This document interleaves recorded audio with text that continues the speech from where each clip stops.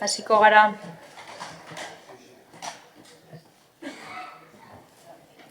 Dena gaude, bai. Bale, uztaileko udal batzarrari hasiera emango diogu.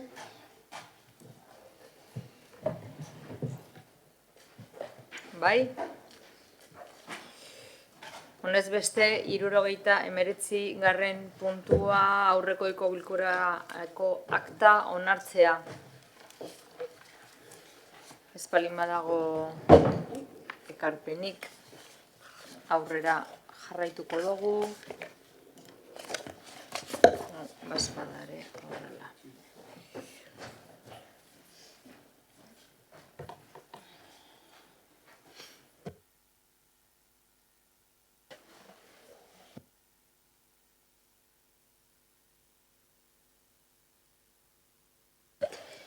Erto, 80. puntua, 2024ko urteko kontu orokorraren kontua onesteko proposamena. Batzordearen proposamen hau da. Getxoko udalaren kontu orokorra onestea 2024 urteko ekitaldiari dagokiona eta honako entitateen kontuek osatzen dutena. Udalarenak, berarenak, lau erakunde autonomoek, Kirol Portuko Elabra Getxo S.A. elkartearenak, Punta Begoña Fundazioarenak eta kontu bateratuak. Kontu orokorra etaren edukiak herri kontuen euskal epaitegiari igortzea Bizkaiko Lurralde Historiko Toki erakundeen aurrekontuei buruzko abenduaren 2/10/2003 foru arauak 73. artikuluan 5. paragrafoan dioanarekin bat etorriz.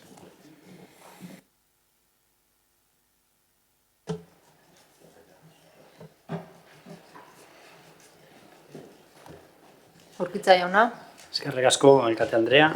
Bueno, como adelantado con detalle, el secretario... Idazkariak zehatz-mehatz aurreratu bezala, gaur osoko bilkura honetara ekartzen dugu kontu orokorraren behin betiko onespena. Esan den bezala, udalaren gastuak barne hartzen ditu baita erakunde autonomoenak, Kirol Portuarenak, Punta Begoña Fundazioarenak, ere. Hau da, kontu kontsolidatua ekartzen dugu. Zer balioesten da?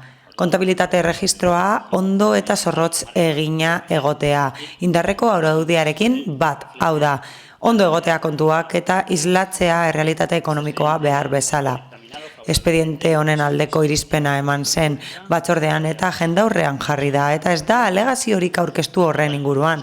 Horregatik prozesua zuzena da, gardena eta beharrezko bermeak ditu. Hala?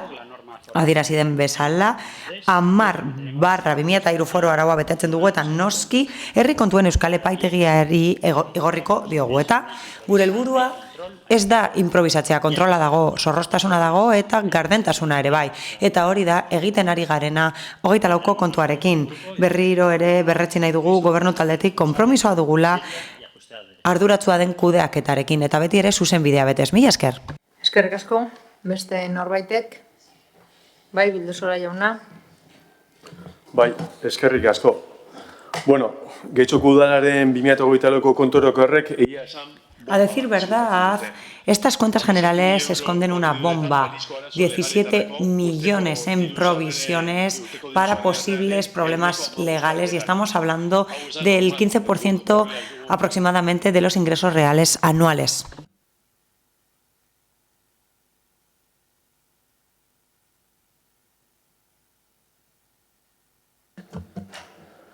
Bai, bueno, esan bezala, Getxoko udalaren 2024ko kontu orokorrek bomba bat diskutatzen dute, izan ere, 17 milioi euroko... Bai? Zer pasatzen da? Badoa? Badabil? Bai?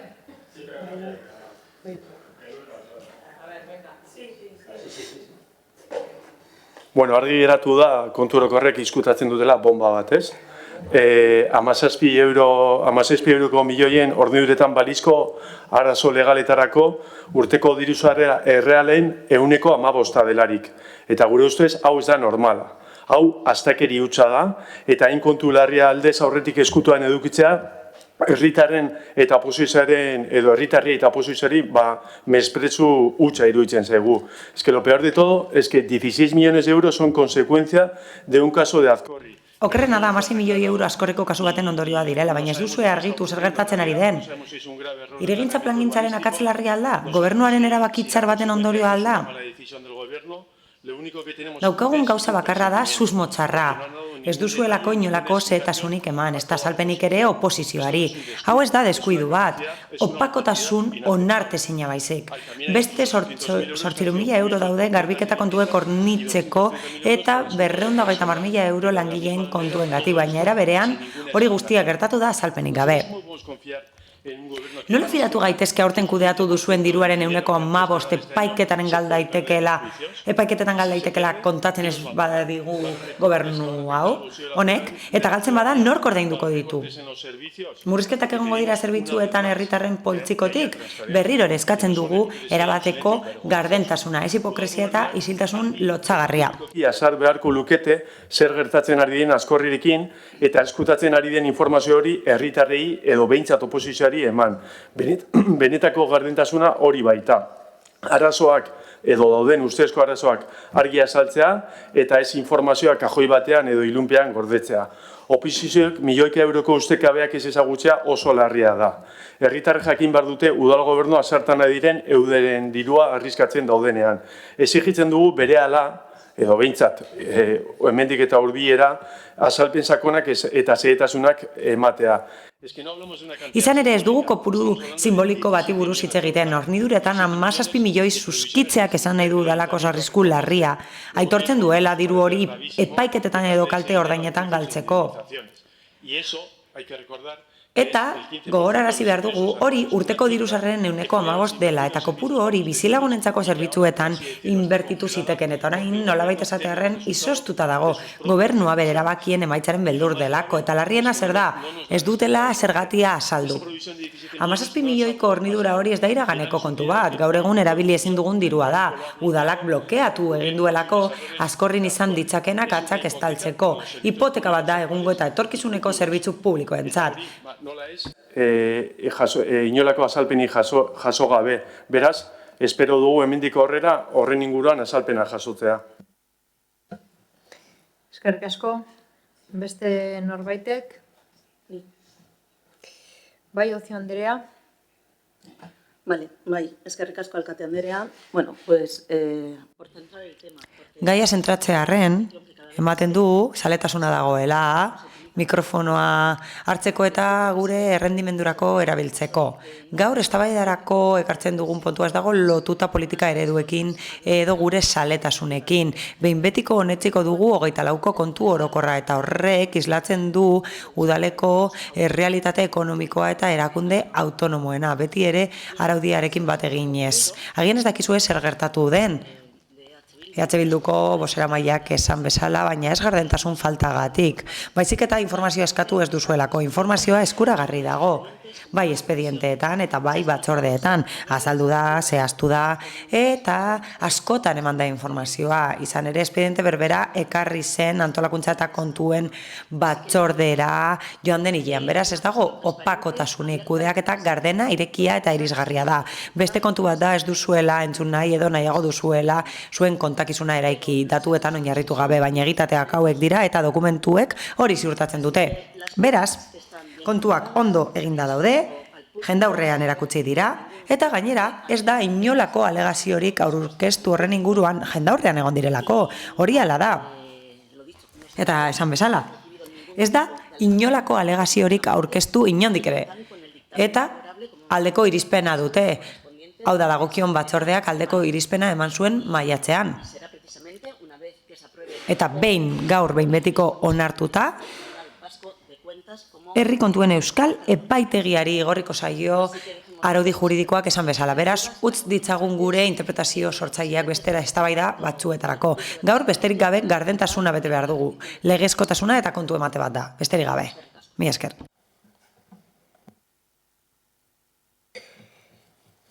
Eskerrik asko, beraz, bozketara pasatuko gara, proposamenaren aldeko bozkak, PSE Euskadiko Ezkerra eta Eusko Alderdi Jeltzalekoak ditugu.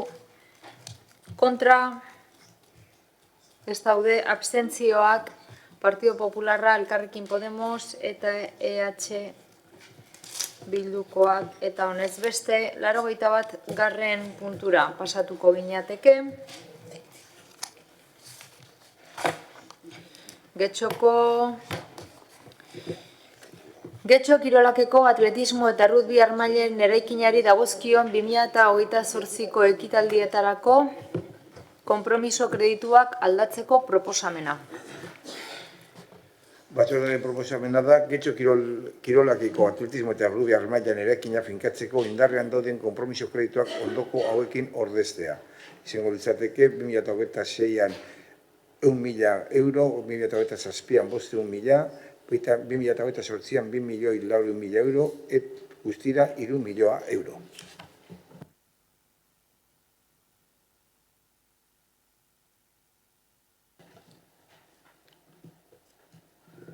Urkitza jauna?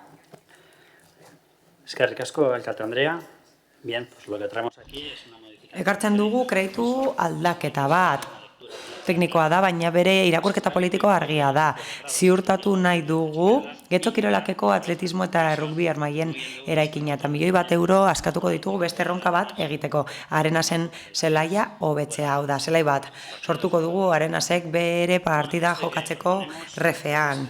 Guk hori proposatzen dugu eta denboran banatuko dugu gastua eta 28rako zuzkidura aldatuko dugu proiektuaren errealitateak hori eskatzen duelako. Eta horrela, aurrekontu tarte hori aska dezakegu aurreko ekitaldietatik hartuta.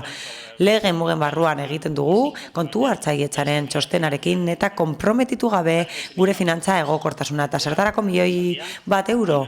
Erantzukizunez erantzuteko egoerari, herritarrei eragiten die Arenasek promozionatu du eta horregatik exigentzia bati egin behar zaio aurre askartasunez altuerara egon nahi dugu eta klubari erantzunez gain herriari erantzun nahi diogu, aurre hartuko diogu irizpidez. Planifikatuko dugu eta herriaren beharrei aurre egin nahi diogu eta hori egingo dugu hain zuzen ere aldaketa honekin. Mila esker.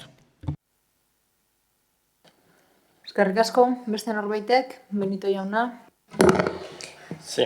Bai, eskerrik asko alkate Anderea eta egun on guztioi.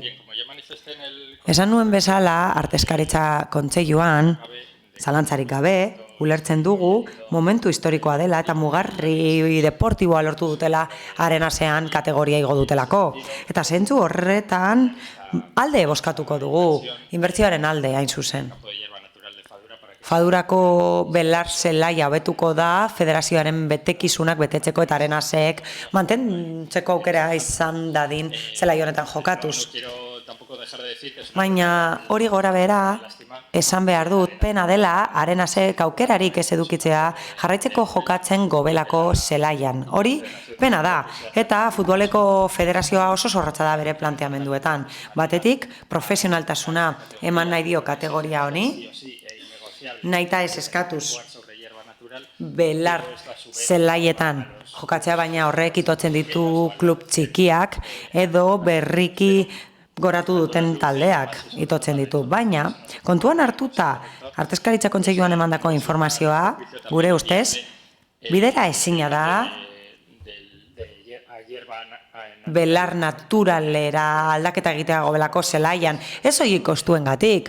4 milioi euro aipatu ziren, baina horrek ere gainera kalteak eragingo litzaizkio herritarrei emandako beste zerbitzu batzuetan. Hori esan da, bi gogoeta helarazi nahi ditut lehenik eta behin. Proiektua ikusita, aurre proiektu bat aurkeztu zitzaigun, egokitzeko belar naturaleko zelaia. Eta horren harira, harrigarria izango da guztiontzat ikustea zer nolako kontserbazio egoera duten instalazioek. Armaiak landareriaz beteta daude, ez dago gune irisgarririk mugikortasun murriztua dutenentzat, aldageletarako sarbidea eskailerak ziren, berdinez beteta, eta beno, hori harrigarria da. Obra bat egingo da, eta hori txikia da, zentzu horretan edo guztiaren baita, baina nik uste dut hori ez dela kontserbazio egoera ona kirol instalazio batzuetan. Hori lehenik eta behin. Eta bestalde, merkeena egingo da, obrarik merkeena, baina 1.000.000 euro gastatuko dira. Hau da, asko da, eta gainera egun batetik bestera lortzen da. Lizitazioa denbora errekorrean egin da, epeak betetzeko, baina esfortzu ekonomiko hau handia da. Eta hori egingo dugu Arenasek aukera izan ditzan, jarraitzeko jolasten edo jolasten hasteko, jokatzen hasteko kategoria honetan batez ere jakinda, badaudela beste premia asko gizarte mailan eta herritarrei dagokienez, baita kirolaren eremuan ere badaudela beste premia batzuk. Eta horiek zain egon beharko dira, ez dira orain egikarituko eta gutxienez ez dira hain azkar haseko. Beraz, esan nuen bezala Artezkaritza Kontseiluan, uste dut ez dela gehiegi planteatzea klubarekin batera kontra prestazioren bat planteatzea ez ekonomiko hau da lerriaren alde eta ideia batzuk ditugu. Adibidez, sarrerak eman aldizkiete sosketa bidez herritarrei edo sarrerak oparitu aldituzte kolektibo batzuentzat eta gainera aprobetxa daiteke esperientzia hau. Arenasen lehenbiziko taldearen esperientzia aprobetxa daiteke oinarrizko kirola sustatzeko, bilerak eginez, bizitak eginez gazteentzat, edo oinarrizko futboleko jokalarientzat, hau da, kontraprestazio batzuk egon beharko lirateke. Ez dietera egiten taldearen kontuei, baina nik uste dut zerbait egin daitekeela Getxo kirolaken eta klubaren artean herritarrei zeo zer emateko. Besterik gabe. Eskerrik asko, beste norbaitek. Rodríguez jauna. Bai, egunon. Antes de meterme con este tema... Sartu baino lehen gai honekin, harrigarria da ikustea udalak berriro ere esatea egiten dutela dana araua eta legea betez. Ez dakit. Uste dugu hori dela modu bakarra gauzak egiteko. Fadura kiroldegiko hobekuntza proiektu guztiak batzu ditugu eta bide beretiz egituko dugu. Are gehiago orain, Arenasek arrakasta lortu du eta arrakasta horrek agerian utzi du herri honek daukan gabezinetako bat, ez bakarra, baina bai gabezinetako bat, batez be futbol munduan, ez da? Eta batez be da, Getxok futbol zelai txukun bat merezi duela eta ez daukala. Fadurako belar naturaleko zelaia dagoen moduan dago, eta egia esan da nahiko txartua dago, ez horrela dago aspalditik, eta gero gobelan egin zen, ez dakiz zelan kalifikatu, baina gobelan egin zen proiektua oso txarra izan zen, eta hortik sortu zen futbol zelaia oso txarra da. Baina Arenasek maila berria lortu du, eta lehen federazioan dago, eta berez gaur egun Arenas eta Bizkerre dira gaur egun futbol munduan mailarik gorenena lortu dituzten Getxoko futbol taldeak. Eta Espainiako federazioak Arenasi belar naturalean jokatzera behartzen du. Eta horretarako eman dio epe bat. Eta epe hori bukatzen da urtarrilaren erdieran. Es un plazo que hace que la solución planteada sea casi... Epe horregatik konponbidea bakarra da, planteatutako konponbidea bakarra da, hain zuzen, baina epeak oso estuak direla uste dut. Logikoa ulertzen dugu, Arenas taldeak bere eremu naturalean jolastu nahi izatea, gobela zelaian, baina gobela zelaian jolasteak herriko realitateak baztertuko luke, eta hainbat gauza hartu behar dira kontuan. Batetik, gobela zelaia egokitzea, belar naturala jartzea, horrek eskatzen duen lana eta inbertzio askoz behaltuagoa da, eta epeengatik elitzateke posible izango moldaketa hori egitea urtarrilaren herrialderako. Pero hay otra dificultad insalvable. Baina badago beste zailtasun bat ezin daitekena gainditu. Eta hori da kontuan hartu behar dena, hain zuzen ere, ezin da zelai bat aldatu belar naturalera artifizialetik gainerako zelaietan jardun gabe. Zein da errealitatea? Belar naturaleko zelaiek maiztasun gutxiagoko erabilera dute. Beraz, gobela belar naturalekoa bada, galdera da. Non entrenatuko lukete beheragoko kategorietako zelaiek, ez dagoelako lekurik. Gainerako zelaietan entrenatzeko aukera izan lezakete, baina Fadurako zelaiak gainezka daude Bizkerre, Getxo, Galea, Neguri, Turgitzi, Adrebol eta beste talde batzuek entrenatzen dute, Romoko beste batzuek ere bai. Iaia 100 beragoko kategorietakoak direnak eta kategoria desberdinetakoak direnak. Beraz, gobelako zelai erabiltzen badugu beste kategoria batzuetarako, non entrenatuko dute taldeek. Hori da guk egin behar dugun galdera. Zentzu horretan egia da gaur egun eskola kirolaren kontzepzioa eta egituraketak egoera osortu duela, hau da futbol eskari oso handia dago eta azpiegituren eskaintza oso mugatua dago eta azpiegituren eskaintzaren inguruko hausnarketa orokor bat beharko genuke. los chavales y chavalas quieren jugar a fútbol. Nos gusta. Gazteek futbolera jokatu nahi dute, eskola kirolak horrela funtzionatzen du eta mundu guztiak du eskubidea jokatzeko. Eta horrek eragiten du, 100 talde baino gehiago egotea Getxon futbolera jokatzen. Eta horri irtera bat eman behar zaio, eta horretarako zelaia behar ditugu. Guk uste dugu, hausnarketa bat egin behar dela, eta aztertu behar dugula, nola artikulatuko ditugun kirola azpiegiturak Getxon eta mugatu behar den edo ez, eskola kirola edo azpiegiturak mugatu behar diren edo horietan guztietan jardun. Ezin da bakar batean jardun, Arenasek nahi duen bezala. Orain ezin da egin Arenasek eskatutakoa, epengatik ezin da egin. Asko eragingo lukeelako beste talde batzuetan, beragoko kategorietakoak. Proposamena babestuko dugu, uste dugu gaur egun daukagun egoerarekin proposamena bideragarriena edo bakarra dela, eta espero dezagun proposamen horrek bere osotasunean bukatuta egotea urtarrierako Arenasek arazoak ez izatea, y esperamos que se dé esa reflexión. Eta espero dugu hausnarketa hori egitea eta talde gehiagok aukera izatea gero garatzeko gaur ezin dutelako Arenas bizkerrek Getxo. Talde guztiek gaur egun zailtasunak dituzte Getxoko zelaien egoeragatik eta mugatuta dute bere hazkundea eta horri aurre egin behar digu. Mila esker. Beste norbaitek, Andrea jauna. Bai, eskerrik asko alkate Anderea. Egun on guztioi. Guk alde bozkatuko dugu, noski. Kreditu aldatzearen alde bozkatuko dugu €1.000.000 inbertitzeko fadura erreformatzeko egin behar zela uste dugu, naita ez, Arenasek jokatu edo ez. Zelai horretan instalazioak egoera tamalgarrian dutelako, eta erreforma horiek lehenago egin behar zituelako gobernu taldea baina ez duelako egin.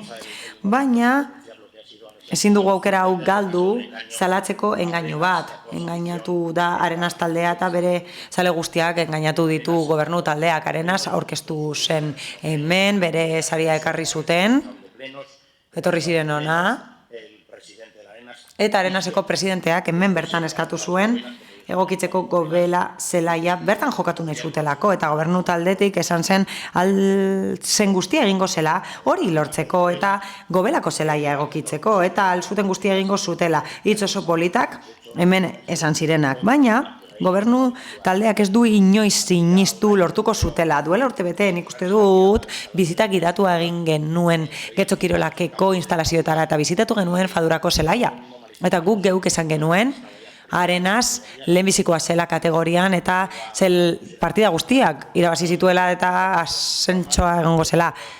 Txantzetan baten batek esan zuen liga asko falta da. Ez dakit zenbat partida falta ziren eta ez zuen bat ere galdu Arenasek, bakarra agian.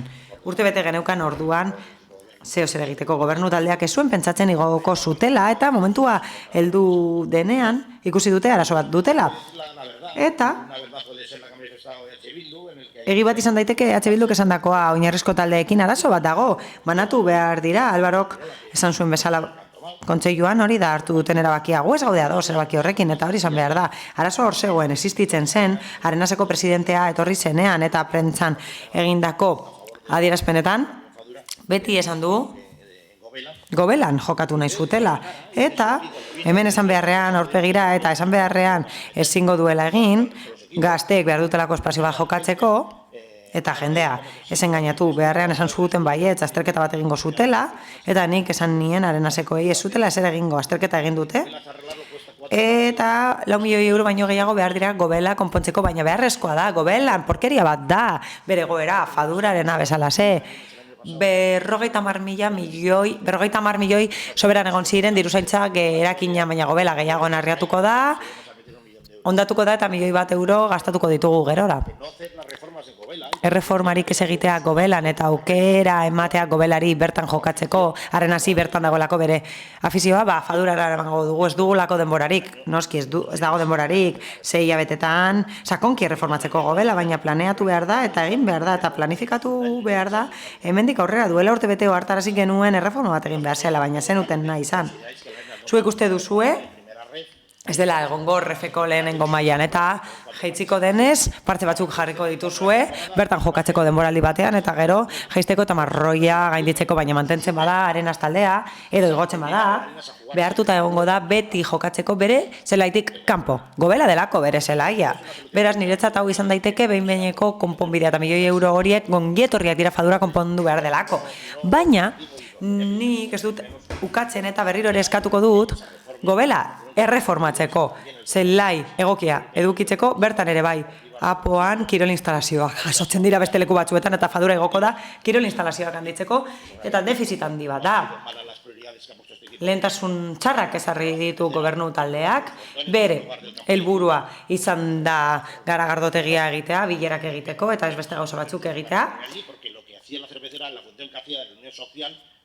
Garagardotegiaren gizarte funtzioa beste instalazioak egiten zuen €4.000.000 gastatu ditugu garagardotegian eta orain hauek dira gure zelaiak. Beraz, €1.000.000 horien alde gaude, baina salatu nahi dugu, engainatu dituzuela Arenaseko kideak eta guk uste dugu horregatik barkamena eskatu behar duzuela.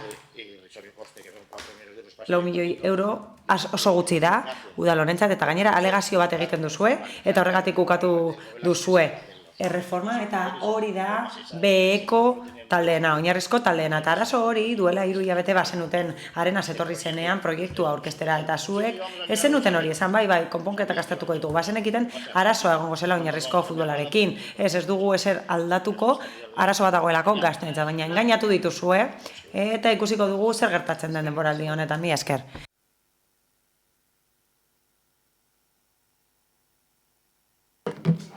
González jauna. Bai, egunon. Bueno, con respecto a alguna cuestión que se ha hecho, va a ser breve. El Partido Popular miente. Laburitzen dut, Alderdi Popularrak gezurra esaten du, ez dugu inoren gainatu, Arenasek informazioa izan du etengabe eman diogu informazioa, jakin du zer egin dugun etengabe, eta gainera bazekiten nork egiten zituen azterketak, etengabe jakin izan dute nor ari zen azterketak egiten, eta harreman oso arina izan dugu, oso ona izan dugu horren inguruan, eta bere premiak aztertu ditugu etengabe, lanean egon gara, eta maila politiko altuan lan egin dugu kadentzia 6 hilabetekoa izan beharrean urtebetekoa izan zedin, eta gainera saiatu dugu, edo saiatu gara, Espainiako Federazioak araudi aldatzea futbolera refeko lehenbiziko mailan jokatu alizateko belar artifizialean, Europa Ligen eliminatoria batzuk jokatzen direlako ere bai, horrela, artifizialean, eta hori egin dugu, beraz, esatea engainatu ditugula, beno, eguzkiari brindisa egitea inolako ziurtapenik gabe. Eta edonola ere, Getxo Kirolaken eta udalaren bete beharra da, laguntzea taldeei. Bere, hazkunde prozesuan, lagundu behar diegu prozesu horretan, kasu honetan, mediatikoena izan da, baina ez da, lehenbizikoa izan, eta espero dugu azkena ez izatea, hori baino lehen, beste talde batzuek, Saskigetxok, Balonmano Romok edo Bizkerrek ascensoak lortu dituzte, eta guztietan esku hartu behar izan dugu maila txikiagoan edo handiagoan. Honekin alderatuta beti maila txikiagoan bere federazio eskakizunetara egokitzeko eta bere kategoria berrietara egokitzeko. Oraingoan, erronka bereziki konplexua da. Helburua delako federazioak eskatutakoa betetzea, refeko lehenbiziko mailara egokitzeko, eta gainera beste rekerimendu tekniko batzuk bete behar dira, garrantzitsuak direnak naiz eta errazagoak direnak. Horregatik hain zuzen ere, jakin izan genuenetik aukera zituztela igotzeko, eta hori izan zen maiatzaren hasieran, hasi zen lantzen gai hau, eta aukera desberdinak aztertu genituen. Beti ere kontuan hartuta,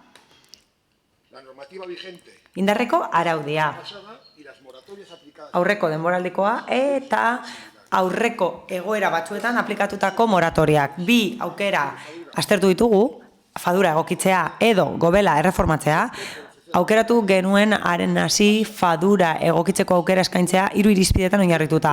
Lehenik eta behin aukera geneukan urtarrilaren erdialdera heltzeko, bigarrenik ezien eragiten beste kategoriei, eta hirugarrenik aukera tekniko eta ekonomiko bideragarriena zen. Jakitun gara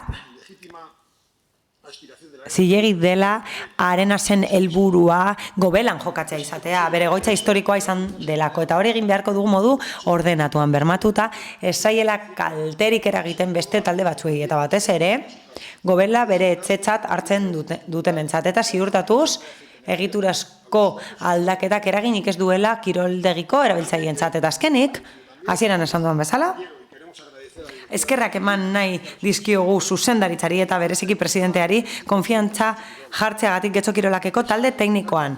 Naiz eta aukera zuten bere zelaiak beste instalazio egokitu batzuetan jokatzeko, adibidez Lezaman.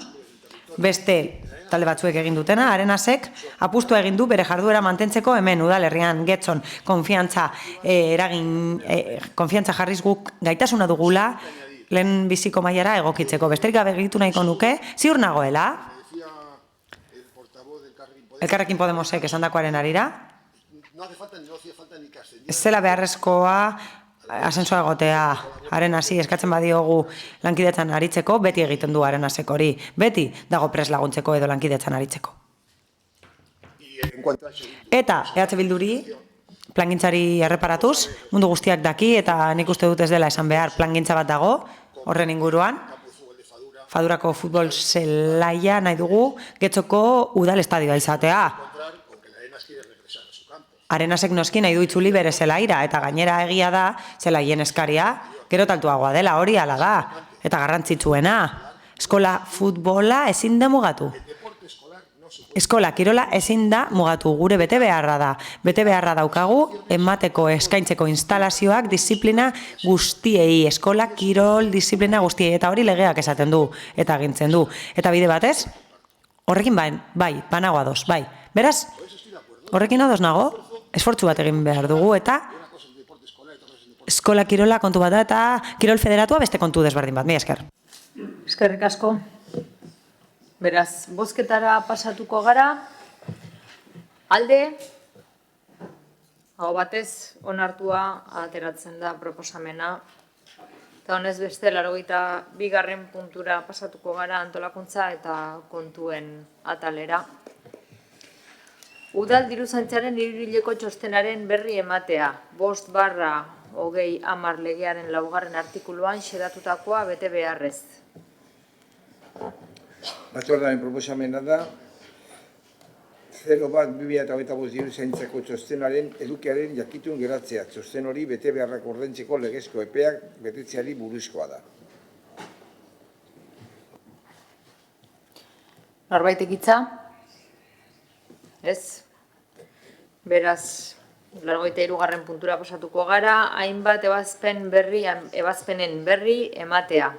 Aurrekontua gehigarrizko kredituz baliatutakoa aldaraziz.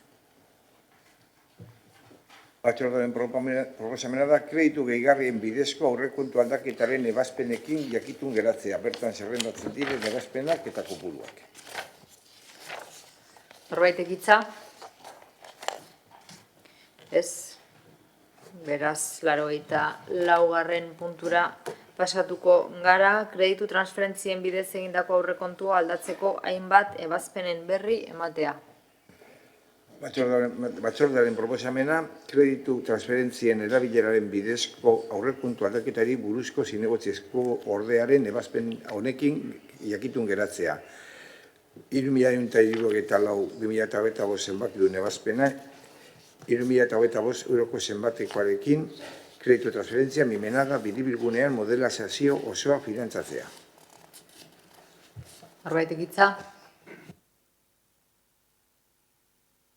Ez, beraz, 85. puntura pasatuko ginateke, kreditua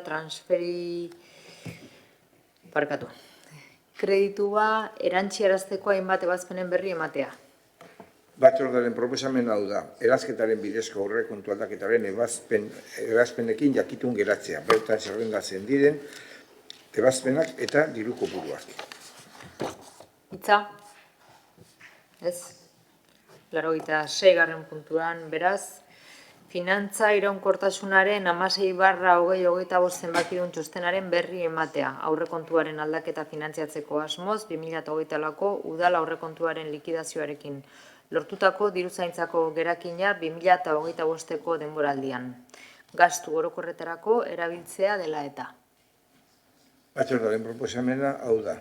Bat, udaleko kontu hartzailetzak finantza iraunkortasunari buruz egindako uztailaren 7/6/2025 txostenaren edukiaren jakitun geratzea. Diruzaintzako geldekina erabiltzeari dagokionez 2025 lehenengo eta bigarren hiruhilekoan aurrekontu aldaketak finantzatzeko. 2025 txosten hori Bizkaiko Foru Aldundian finantza tutoretzari dagokionez eskuduna den sailari igortzea, osoko bilkuraren akta eta euskarri izan daitekeen gainerako dokumentazioarekin batera. Norbaitek hitza? Ez? Beraz, 87. puntura pasatuko ginateke. Kontu hartzailetzaren 17/2025 txostenaren berri ematea. Bizkaiko lurralde historikoko toki erakundeen aurrekontuei buruzko abenduaren 2/10/2003 Foru Aldundiaren 70.6 artikuloa eta Bizkaiko Foru Aldundiaren abuztuaren 22ko 117/2018 Foru dekretuaren 15.6 artikuluaren betez egin da txostena. Dekretu horren bidez, Bizkaiko tokiko sektore publikoko erakundeen barne kontrolaren araubide juridikoa arautzen da. Batzordearen proposamen hau da. Alde batetik, udaleko kontu hartzaileak egindako uztailaren 9ko txostenaren 17.025 zenbakia edukiaren jakitun geratzea. Txosten hori, abenduaren 2/10/2003 Foru arauaren Bizkaiko lurralde historikoko toki erakundeen aurrekontuei buruzkoarena 76 artikulu eta Bizkaiko Foru Aldundiaren abuztuaren 22ko 117/2018 Foru dekretuaren 15.6 artikulua betez eginda eta osoko bilkurara eraman behar da kontu orokorra onartzeko. Norbaitek hitza? Andrade jauna? Eskerrik asko alkate Andrea. Puntu honetan kontu emate bat ekartzen duzue. Kontu hartzailetzaren 17/2025 txostenaren berri ematen duzue zehazki. Eta hor aipatzen dira espediente batzuk. 24. urtean kontu hartzailetza esen behar bezala egin eta faktura batzuk igorri ziren. Kontratazio izapiderik gabe eta fiskalizatu gabe zenbait espediente dira. Eta osoko bilkura honetan eta artezkaritza kontseiluan faktura batzuk ekarri ziren, 6 hilabeteko fakturak ekarri ziren, hau da, faktura asko ekarri ziren etengabe, negligentzia bat egon zelako gobernu taldetik. Eta gaurko egun honetan ikusten ari gara, zeintzuk diren bere kosturak, kontu emate asko egin dira etengabe eta horrela ikusarazi zaigu iaz gastatu gabe geratu zirela diru zaintzak gerekiniko ia 50 milioi euro. Horietatik, 24an, kontu emate bat egin duzue, 25an barkatu hobeto esan da, 28 milioi gastatu dituzue jada, aurrekontua 28 milioi eurotan aldatu duzue, eta horietatik, soikik bitan ekarri dituzue aldaketak osoko bilkura honetara. Horrez gain, aipatu dira etengabeko atzerapenak fakturen ordainketetan. 30 egun baino gehiago eta zuek esaten duzue gainera, kredituak gehitzen ari zaretela eta atzerapen bat gehitzen ari zaretela. Eta 196ko ordainketarik eza dago. Eta epetik kanpo aldaketak egiten ari zarete. Eta 100ean heltzen ginen lehen. Horrez gain txosten bat dago zeinean esaten den, ezinezkoa dela fiskalizatzea kontu hartzaileak jarduera udal honetan ez dutelako baliabide nahikorik horretarako eta gehiago eskatzen dira baliabide gehiago horretarako eta ez duzu ezer egiten horren ari eta gero berriro ere esaten da ezinezkoa dela beste fiskalizazio plan bat egitea urrengo urterako. Urte honetan, zenbait akats ikusi ditugu zuen kudeaketan 7 milioi euro galdu ziren, egun batetik bestera, ordainagiri batzuetan, hau da, kobro batzuk egin behar ziren eta ziren egin, kobratu gabe utzi ziren, horrez gain, zuek usategiko kafetegia itzita utzi duzue 10 urte baino gehiagoz, eta horrek diruzarre asko eragingo lizkioke udalari, gainera ordainagiriak igorri dituzue matxuratuta dauden autoetarako, hala ordainagiri faltsuak igorri dizkiozue gure auzokidei eta ikusten ari gara zuek ez dituzuela betetzen arrapalak mantentzeko kontratuak eta ez du inork ezer eskatzen gainera, lore zaintza ez da mantentzen eta inork ez du ezer eskatzen. Eta ikusten ari gara, zuek ez duzuela betetzen igogailu mantentzelan, eta inork ez du ezer reklamatzen. Gainera, ez duzue bide garbik eta behar bezala betetzen eta ez duzue ezer erreklamatzen. Eta hori gora behera, etengabeko urraketak gora behera, golfekoei, ez zaizki ordaninagiriak kobratu 10 urtez, eta desidia eta negligentzia erabatekoak dira gobernu talde honen aldetik eta orain arte. Beti tratatu da gatazka bat bezala, ematen du beti izan dela herrieta bat. Arina izan da, gutxi gora bera, eta intentsitatearen arabera arina izan da, eta besterik gabe erreprotxe bat izan da. Eta hor geratu da orain arte. Negligentea da, ez da eraginkorra, eta denok dakigu ez zaretela gai zuen lana egiteko, eta horreino bagenekien zer gertatzen zen, baina azkenengo kultura kontseiluan eta 2008ko kontuak aztertu ostean, ikusi dugu mehatxuak egon direla. Eta zuek lotsagabekeria izan zenuten mehatxatzeko. Fakturak onartu ezean, hau da, zuen etengabeko negligentzia izan duzue, eta ez duzue kontratuen legea bete, eta mehatxatu gintu zuen onartzeko. Bestela, gastuak erreklamatuko zenituzketelako. Txosten teknikoa ez dago sinatuta eta teknikari batek lusua hartzen du mehatxu bat egiteko, naiz eta negligentzia haiek izan duten. Hala, legez kanpoko agindu bat egon da, kontu hartzailetzaren txostenak ez du islatzen udal kontu hartzaileak esandakoa, ezin du fakturen ordainketa izapidetu, ez delako fiskalizazio omizioa egiten. Aitortu da, detektatu da, batzordean onartu nahi zena baliogabea dela edo debekatuta dagoela antolamendu juridikoan. Kontu hartzaileak esaten du, 3.000 euroko gastu konpromisoa dagoela, eta berriro ere esaten du kontu hartzaileak kontratazio uste hori debekatuta daudela. Por lo tanto, 30 segundo ditut, beraz? Hau da, udal txostena. Mehatxuak egingo baditugu, mehatxuak egingo ditugu. Hemendik aurrera, lehenbiziko mehatxua egin diguna, hau da, mehatxuak egingo baditugu, denok egin ditzakegu mehatxuak. de un funcionario o de un Ilegalitate bat ikusten badugu eta kontratatu behar duen norbaitek ilegalitate egiten badu edo zuzentzen baduzuen zuen burua, ilegaltasun bat dagoen bakoitzean, guk ere eskatuko dizuegu erantzukizuna dagokion foroetan. Eta berdin izango digun nork egin duen, mila esker. Urkitza jauna. Eskerrik asko, alkate Andrea. Bueno, vemos grupos y algunas personas que dan Talde eta pertsona batzuek dokumentuetan bere bertsioa ikusten dute. Txosten hauek, hain zuzen ere, hori islatzen dute kontrola dagoela. Udal honetan ez dugu eskutatzen alfombraren azpian ezer. Aztertzen dugu, kontu emateak egiten ditugu eta jarduten dugu kontu hartzailetzaren txostenak, egi batzuk islatzen ditu gauza batzuk okerrak izan dira, baina hori normala da bizirik eta martxan dagoen erakunde batean, baina egiaztatzen da gauza garrantzitsuago bat. Identifikatu direla katzak, aitortu direla eta garrantzitsuena zuzendu direla. Langileriarik ez dagoenari buruz, bajak eta lanpostuak bete diraia da. Egia da, burua usteak izan ditugula, hilabete batzuetan, baina hori konpondu da. Eta ez dugu egin aitzakiekin, ez da akatzekin ere kudeaketarekin, hautaketa prozesuekin eta langileen esfortzuarekin. Eta apustu egin dugu baliabideak emateko kontrol ekonomikoa egiten dutenei eta arazoak egon direla, bai, noski, ignoratu ditugula, alde batera utzi ditugula, ez. Erantzukizunez aurre egin diegu arazoei eta txostenak mezu hori ematen du edo hori da gure ikuspegia behintzat. Erakunde honek ez du ezer eskutatzen eta izpilura aurrez aurre begiratzen du. Txostenak erakusten du 2008an ikusten baduzue fiskalizatu zirela 1.800 espediente eta soilik 37 espedienteetan oharrak jarri ziren. Erreparorik gabe, betetze maila oso altua da beraz eta horrek izen-abizenak ditu.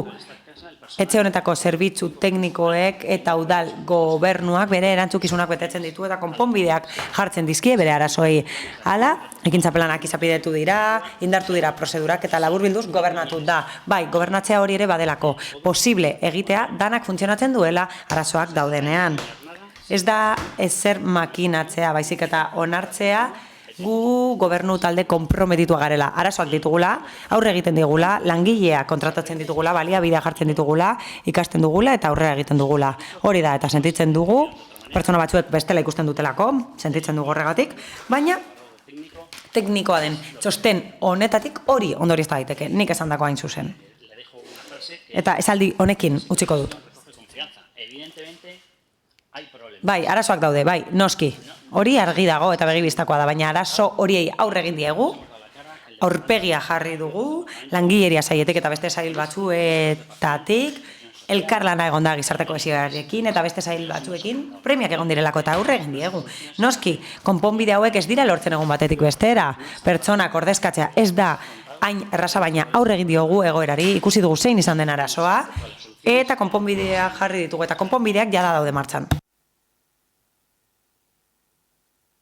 Eskerrik asko. Beraz, hurrengo puntura pasatuko ginateke. 88. puntura. Kontu hartzailetzaren 18/2025ko txostenaren berri ematea.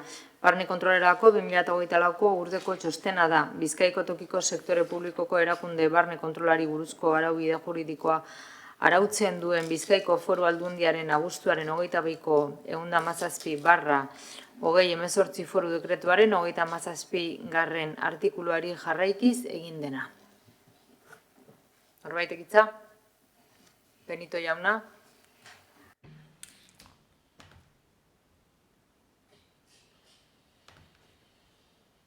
Gracias, señora alcaldesa. Eskerrik asko, alkate Andrea. Quería manifestar, porque nuevamente nos encontramos Beste behin, udal txosten honetan, azpimarratzen da langileria arazoak daudela, funtsezkoak diren gauzak egiteko udal honetan. Kasu honetan, txostenan esaten da emaitzarik ez dagoela ezin izan delako giza baliabiderik eta denborarik eskaini datuen analiziari. Ez da hau gertatzen den lehen aldia. Baina, gustatuko litzaiguke kontu isolatua izatea. Eta arazo hau ez da bakarrik kontu hartzailetza arlokoa. Diru zaintzan ere, 7 milioi ospetsuen txostenaren kasuan, esaten zen, langileria falta egon zela, gauzak denboraz eta taizuz egiteko. 7 milioi, biltzeko alegia. Hirigintza arloan, honen inguruan aritu gara, etengabe, eta beti ikusten dugu kasu bera. Udal ondare katalogatua deribaten da, eta inork ez daki ezer hilabetetan zehar. Eta gainera, oso motel gabiltza lizentziak emateko eta espedienteak izapidetzeko, baita txostenak egiteko ere. Batzordetan ere galdetu dugu eta derrigorrezko txostene 2 hilabeteko epea izan dezakete gutxienez ere. Beste kasu batzu. Gizarte kohesio arloan teknikari bakarra dago berdintasunarako eta ez da batere nahikoa. Gauza asko egin daitezkelako berdintasun arloan eta ez da egiten, duela gutxi esan ziguten gainera gizarte zerbitzuak 13 plaza dituela eta 5 bakarrik bete direla eta beraz ezin da behar bezala tramitatu funtsezkoa den diru laguntza oro, AESak esate baterako. Zerrenda maigabea da. Hemen kasurik ezagunenak baino ez ditut aipatuko. Baina azken finean hainbat eta hainbat aitzakia jar daitezke. Poltsetan ez dagoela jentea, ez dakigula bajak zenbat denborarako diren, behin-behineko ezintasunen bat badago bedela ez estaltzea, absentismo altua dela, eta absentismo barruan bajak eta permisoak kontabilizatu dira udaleko langilerian, eta nik uste dut kontua mareatzeri utzi behar diogula eta ez esan langileria faltan dagoela. Izan ere, arloek ez diote funtzionatzeari uzten estén ejerciendo sus derechos. Langileak beren eskubidea gauzatzen ari direlako, baja hartzen edo baimenak eskatzen esate baterako arloek txarto funtzionatzen dute egiturazko arazo bat dagoelako langileria kudeatzeko orduan. Bi kontu simple dira eta arlotik bertatik landu beharko lirateke erabateko enfoke desberdinarekin. Lehenik eta behin plantilla handiagoa, plantillak indartzea, bigarrenik bajak estaltzen dira, hau horrela da, beti izan da. Estali bar dira, eta esaten dugu ez dakiz ez, hau behin-behineko inkapazitate bategatik zerbait gertatzen bada estali behar da. Estali behar dira betekizun hauek. Eta horrela eskubideak bermatuko zaizkio langile horri bajan badago esate baterako. Eskerrik asko. Rodríguez jauna. La verdad es que ha sido un poco tobogán, porque íbamos a hablar, luego no íbamos a hablar, luego sí íbamos a hablar, luego... Bueno, esan duzu hitz egiteko azinela, gero ez, gero bai, gero ez, baina bueno, alde batetik aurpegiratu digute kontua zeri garen ezin garela horren inguruan aritu, eta gero udalak ondo funtzionatzen duela, edo ez duela funtzionatzen, ez dakinik. Hemen badago gauza bat asko interesatzen diguna. Alkatetzak 3 hilabete ditu, txosten honen akatzak konpontzeko plana aurkezteko. Ikusiko dugu, baina horretaz aparte, Elkarrekin Podemosen bozera mailak esan duen bezala ze bajak estaltzen dira egun bakarrerako badira ere. Eta baja hau irailetik, otsailetik egon da. Eta egia dena da, udal honek ez duela ondo funtzionatzen. Eta kudeaketa ez dela gardena, ez dela argia. Momentu honetan, udal honetan, 8 edo 9 tak daude segurtasun juridiko faltarekin ez dakite jarraituko duten lanean. Epaiketa bat dagoelako oraindik egiteke. Eta udalak erabaki du horren aurka ez egitea. Beraz, aitortu egiten du, epaiketa horretan dagoela, udalak nahita gauzak gaizki egin zituelako, kudeaketa txarra egin zuelako. Eta goien egonkortze prozesuaren baitan. Gobernu taldearen kontua izan zen, eta hau ez da kudeaketa onaren isla, ez da arduraren isla, ez da erraza izan, ez da ere komunikazio arduradunaren plaza betetzea. Eta hemen, esan da, badaudela beste plaza batzuk ez direnak ez dali. Azpikontratazioa baliatzen ari zarete, eta gainera, esan den bezala ze, oposiziotik mehatxuak daude, erreklamatu behar badugun. Irtenbide batzun kontra boskatzen duten alderdi batzuen partetik entzun behar badugu kritika, ikusiko dugu epaiketan zer ateratzen den epai. Ikusiko dugu ardura norena den.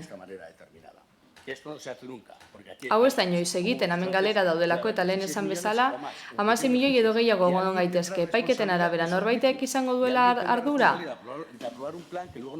Plan bat honestekoa eta gero gustatzen ez bazaio, gero jarriko ditu traba garatzeko orduan, beraz, esaten denean honeko ondo funtzionatzen duela, ez da egia, honek ez du ondo funtzionatzen. Jauregi bota da bera eta arkitektuari txostena eskatu baino lehen, hirigintza disiplinakoari eskatu ordez beste bat eskatu zaio, eta gero arkitektu aurreko txostenaren kontra gertzen da. Aurrera tatzera gabiltza. Eta gero badirudi, jauregi hori botatzen denean, erabakitzen dugula pertsonatzea kausaren parte modura, eta gero foro batetik, errekurtso batetik, hasita udalak admititzen du bai gaizki jardun zuela, beraz zetan ari zarete.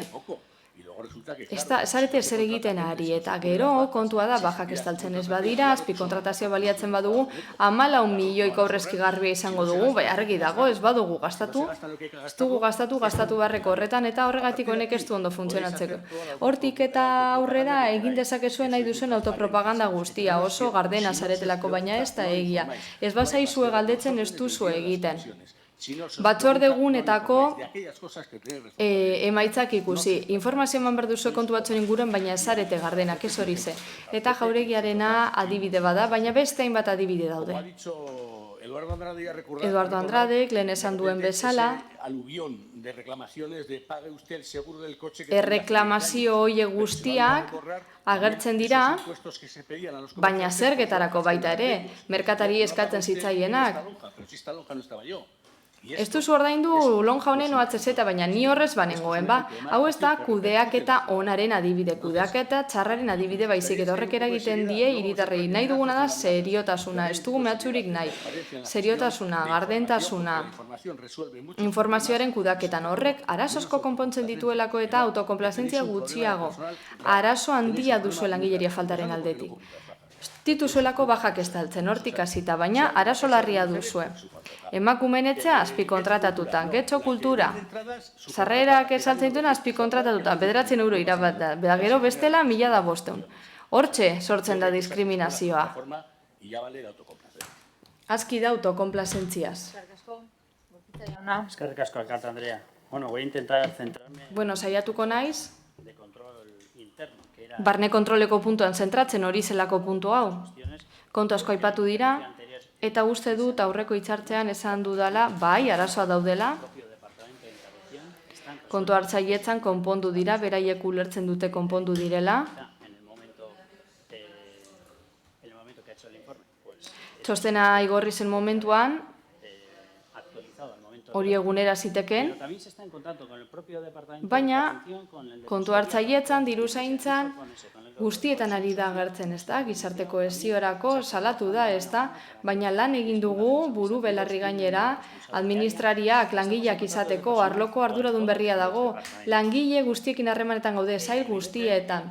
Argi dagoenez, economistas, que era el caso que ekonomisten kasua, bajan zeudenaen kasua, colocar, no es tan fácil. No, ez da erraza. Baja bat badago, va a puestos lehenengo donde tiene jendeak menos incertidumbre, por eso es ziurgabetasun gutxiagoko postuak aukeratuko ditu, eta beste batzuk ordezkatze oso zaila da. Eta conseguimos, se fue a contratación. kontrataziora joan zen ekonomista bat. Ya, poner Lortu dos dugu, personas que nos ha pedido el departamento de intervención para azken finean kontu ardaitzarek eskarretako bilangileak jartzea fiskalizaziorako hause baita lantzen ari garen gaia, baina gero beste departamentu batzuekin ere bai. con disciplina y planeamiento. Dize plangintzako disiplina eta bar. Estamos abiertos y eso es muy claro. Si hay que Uste dut, irekita gaudela, egin beharrekoak egiteko, o lo haremos o informaremos de esos cambios en eta aldaketen berri emateko beste batzorde batzuetan, baina argi dagoenez, gu erabat pres gaude, langileriaren partetik erabat pres daude, eta saietatik nabaritu da. Horize esan digutelako. y transmitiendo. No miramos para otro sitio. Ez gara begirari beste toki baterantza. Arazo batzuk daude, bai, horiei aurre egiten diegu, Con los departamentos y ellos son los eta beraiek dira esan digutenak, zeintzuk diren beraien behar izanak, eta guk aldugun neurrian, lagunduko diegu, eta langileria hori emango diegu. Es cierto que ha habido problemas temporales, en este caso volviendo al Egia da, egon direla arazoak, un problema de que había que fijar una persona concreta, otra persona que está de baja. bajan dagoen pertsona bat dago, beste pertsona bat behar zen, baina hori konpondu da. Eta behar izan handiagoa badute, gu prest gaude, proposamenak egiteko, eta hori ere hartatuko dugu beste zail batzutan egin dugun bezala, beraz. Zentzu horretan, lehen esan bezala, ez gara eskutatzen. Eskaera horiek hartatzen ditugu gure aukera guztien baitan. Las necesidades que los propios departamentos Zaietatik, beraietatik datozenean behar izan horiek. Eskerrik asko. Beraz, datorren hurrengo puntura pasatuko gara, 89. puntura, Getxoko Udaleko sektore publikoaren 2025ko kontrol finantziazioaren urteko planaren berri ematea. Batzordearen proposamena hau da, kontu hartzailetza orokorrak egindako Getxoko Udaleko sektore publikoaren 2025ko kontrol finantzioko urteko planaren berri ematea txostenari erantzitako dokumentazioarekin. Norbait egitza? Ez? Beraz, 90. puntura pasatuko gineateke, bozeramaileen batzordearen osaeraren aldaketaren berri ematea. Batzordearen proposamena hau da, bozeramaileen batzordean osaeraren aldaketa berri izatea. Eta agertzen da zelan geratuta, zelan osatzen da. Aldaketa bakarra izen da EH Bilduk egin duen bozeramaileen ordezkoen aldaketa.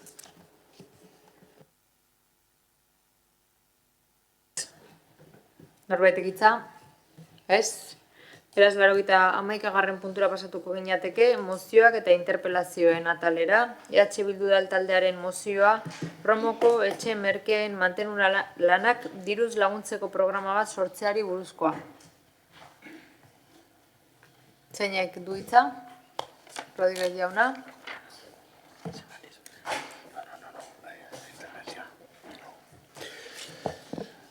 Bai, aurten Romoko bihotzean kokatuta dauden etxe merkeak 100 urte bete dituzte. Etxe bizitza hauek 20. mendean.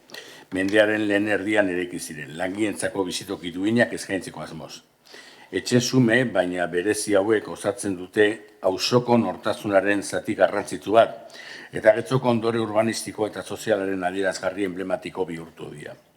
Gaur egun etxe merkeak oinarrizko babes maila batez babestuta daude Getxoko hiri antolamendurako plan orokorrean arabera, eta horrek haien mantentzea eta kontserbazioa sustatzeko beharra berresten du.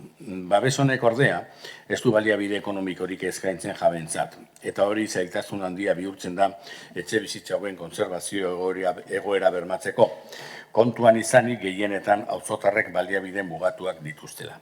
Mendeurrena ospatzeko testu inguruan egokia eta beharrezkoa deritzogu udalak diru laguntza programa espezifiko bat sortzeari etxe merkeen mantentze lanak bultzatzeko margoketak, egiturazko zentotze lanak, teilatuan konponketa eta bestelako esku hartze harinak. Neurri hauek aukera emango luke auzoaren memoria historikoa eta identitate kolektiboa biziri mantentzeko eta ondare arkitektoniko zein soziala ez galtzeko. Horregatik, honako erabakia proposatzen diogu Getxoko udalaren osoko bilkurari. Getxoko udalak diru laguntza lerro espezifiko bat sor dezala Romoko etxe merkeek jabek mantenu eta konponketa lanak egiteko. Beti ere, PGUko araudiaren arabera babestutako eraikinen kontserbazioa sustratzeko helburuarekin. Diru laguntza horiek margotze lanak estalkien eta fatxaren konponketak egiturazko finkapen harinak, lehioen zaharberritzeak eta bestelako mantentze lanak barne arditzatela beti ere ondarearen zaintzarekin bateragarriak badira. Udalak aholkularitza tekniko eta administratiboa eskaini dezala interesdunei diru laguntzen deialdia aurkezteko, proiektua idazteko eta lizentziak tramitatzen laguntzeko. 2026ko udalaurrekontuan partida ekonomiko egokia aurreikusi dadila, programa hau martxan jartzeko eta lehen fase batean etxe merkeen egoeraren diagnostiko teknikoa partekatu ahal izateko.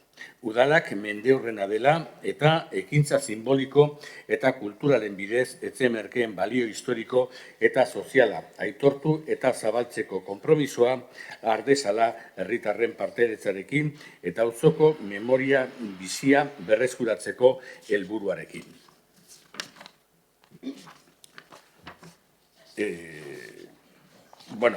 Mozio hau ez da lehen aldiz komentatzen duguna, eta guretzako nahiko garrantzitsua da. Getxok ondarea galtzen ari dela badakigu. Eta egia da, etxe hauek babes maila daukatela, baina babes maila hori nahiko mugatua da. Eta lehen aipatu dugu, 3 jauregitzoaren ingurarekin zegertatuan, eta horrek ere babes maila bera zeukan. Kasu honetan eskatzen duguna da, Romoko auzoan oso esanguratsuak edo Getxo osoaren historia diren etxe horiek mantentzeko eta balorean jartzeko programa bat. Portusarrean badago antzeko zerbait, nola gauzatzen den ez dugu babesten, behin da berriro esan dugu, udalak bere gain hartu beharko lituzke bere ardurak eta Portusarren ez ditu egiten, auzotarren eskuetan jartzen dau, baina behintzat badaukate diru laguntza hori urtero okerrez banago 70.000 euro inguru bideratzen dira horretarako, justu hemen eskatzen den horretarako. Beraz, ez dugu uste eskatzen duguna oso konplexua dela, jakin badakigu, edo behintzat gure iritziz, udal gobernu honek ez daukala ondare historiko eta arkitektonikoaren inguruko grina berezirik, baina ezin ukatu que las casas baratas de Romo son parte de baina badakigu Romoko etxe merkeak gure idiosinkrazioaren parte direla. Nahiko sufratu izan dugu gainera eraikin emblematikoa galtzen eta bada garaia udalako babesteko.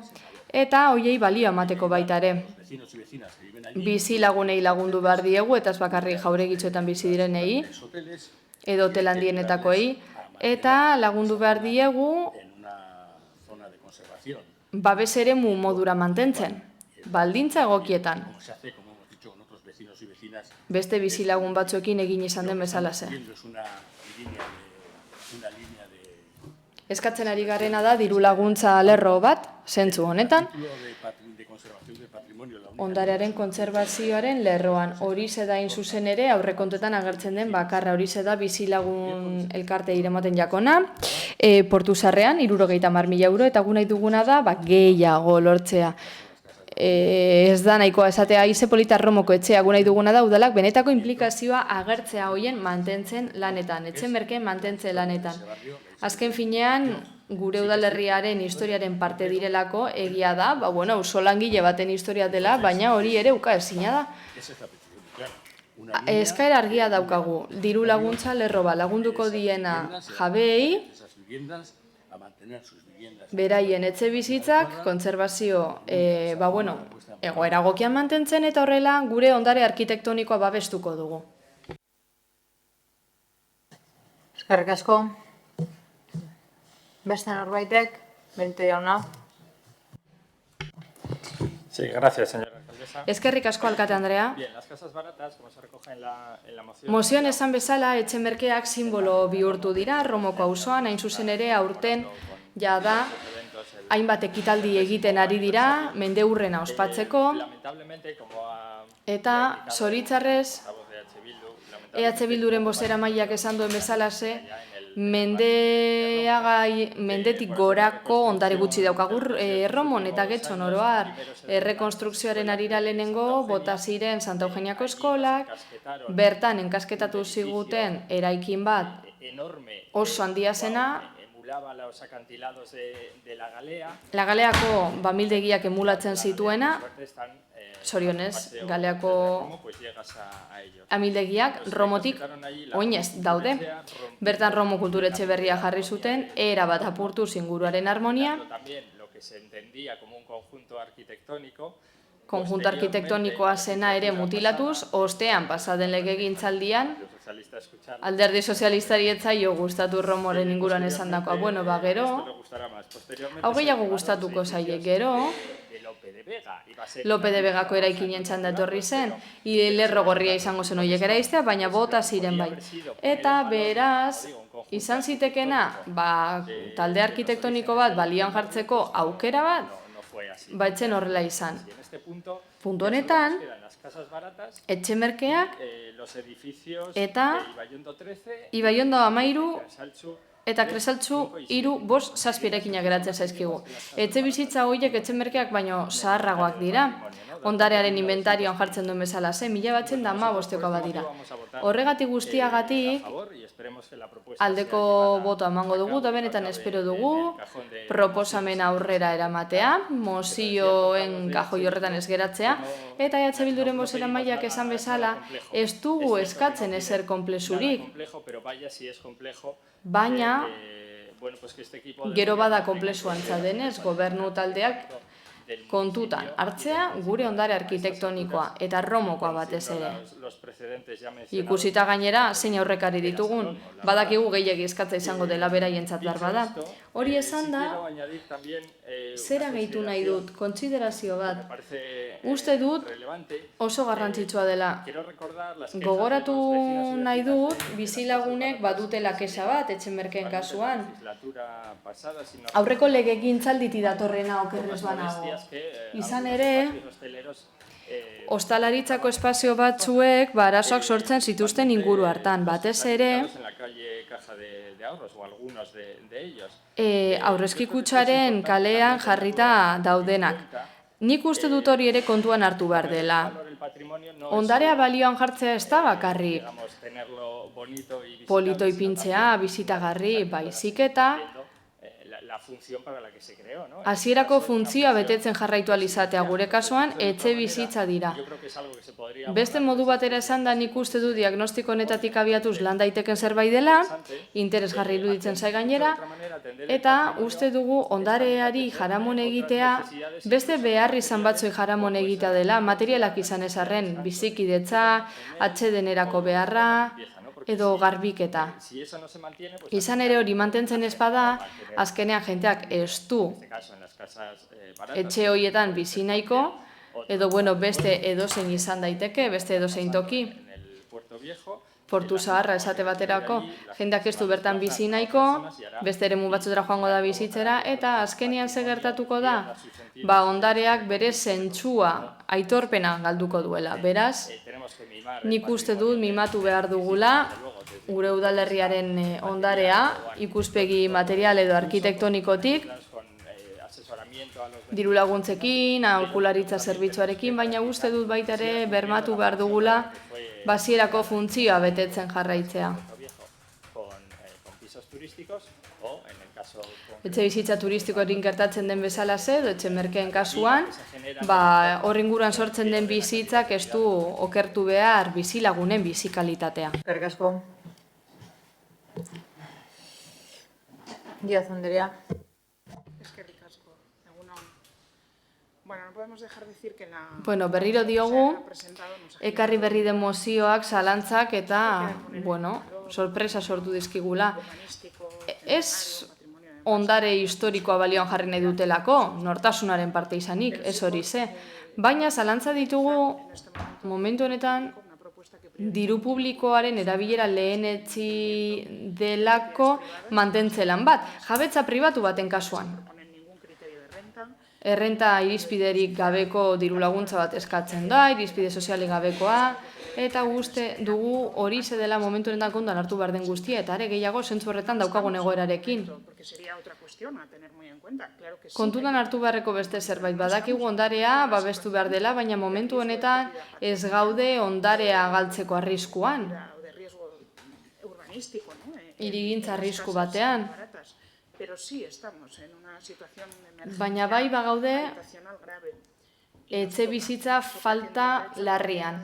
Eta hain zuzen ere, etxe bizitza duinerako eskubidearen kasua aintzat hartuta, EH Bilduk horri lehentasuna ematea arraroa da. Eta diru laguntza hauek lotza bakarrik balio historikora.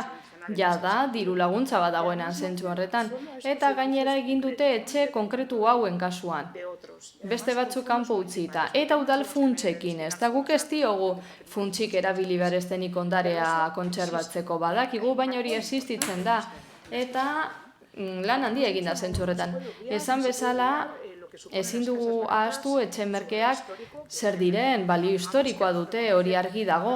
Baina ezin duguna ahaztu da etxe bizitza pribatua direla, salerosketarakoak, errendimendurakoak eta beraz inbertsioa egon daiteke.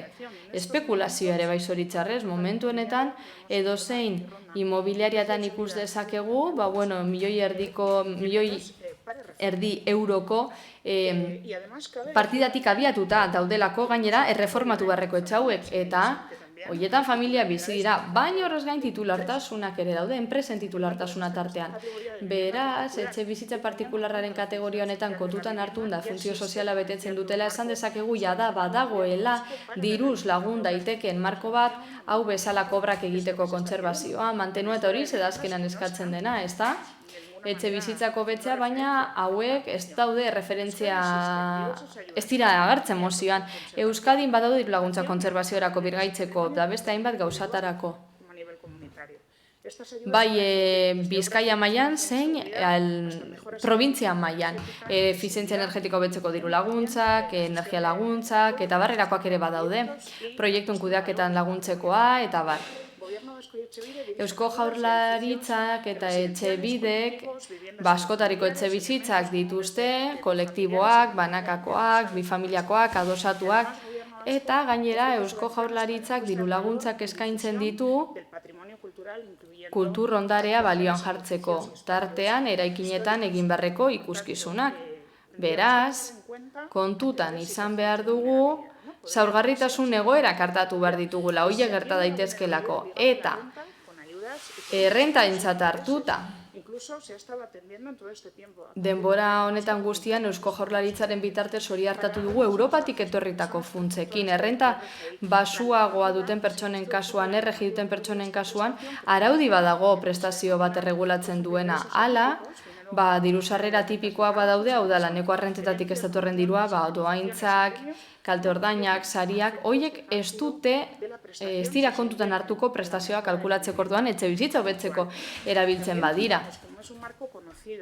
Eta esparru ezaguna denez, giza larrialdi, gizarte larrialditako diru laguntzak ere bat ditugu, eta zati handi bat etxebizitzara bidera daiteke. Eta horre badu zerikusia askotan kontserbazioarekin, ondarearen kontserbazioarekin. Esan bezala, kontserbazio urbanistikoa garrantzitsua da, baina hemen planteatu da diru laguntza espezifiko bat jada existitzen den ondare baterako. Bikoiztuta dago gure udalerrian eman direlako funtsak horrez gain, harrituta gaude planteatu delako diru laguntza espezifiko bat talde batentzako bakarrik, etxe batzuntzako bakarrik, eta ez babes maila bera duten beste etxe batzuentzako. Esate baterako diru laguntza zehatz batzuk daude egoera espezifikoetarako. Interesgarria iruditzen zaigu ondarea babestea, hortxe daude ondarearen jardunaldiak esate baterako, eta egin daitezke mendeurrenerako, baina guk ez dugu babestuko hori bezalako neurri bat, eta uste du gaineratzela gustukoa izango inguru horietan. Nik uste dut gainerako lekuetan galdetu beharko genukela gustatzen zaien ala ez. Beste norbaitek? Lortza jauna.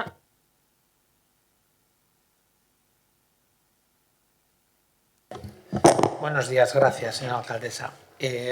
Eskerrik asko alkate anderea. Egia esan, hasiko nintzen komentatzen, esan duena alderdi sozialistako bosera maila baditugu laguntza batzuk, bai udalaz gaindikoak, bai udal mailakoak honetarako, eta ez ditut errepikatuko denok ezagutzen ditugulako, eta alderdi sozialistako bosera maileak zehatz mehatz azaldu duelako.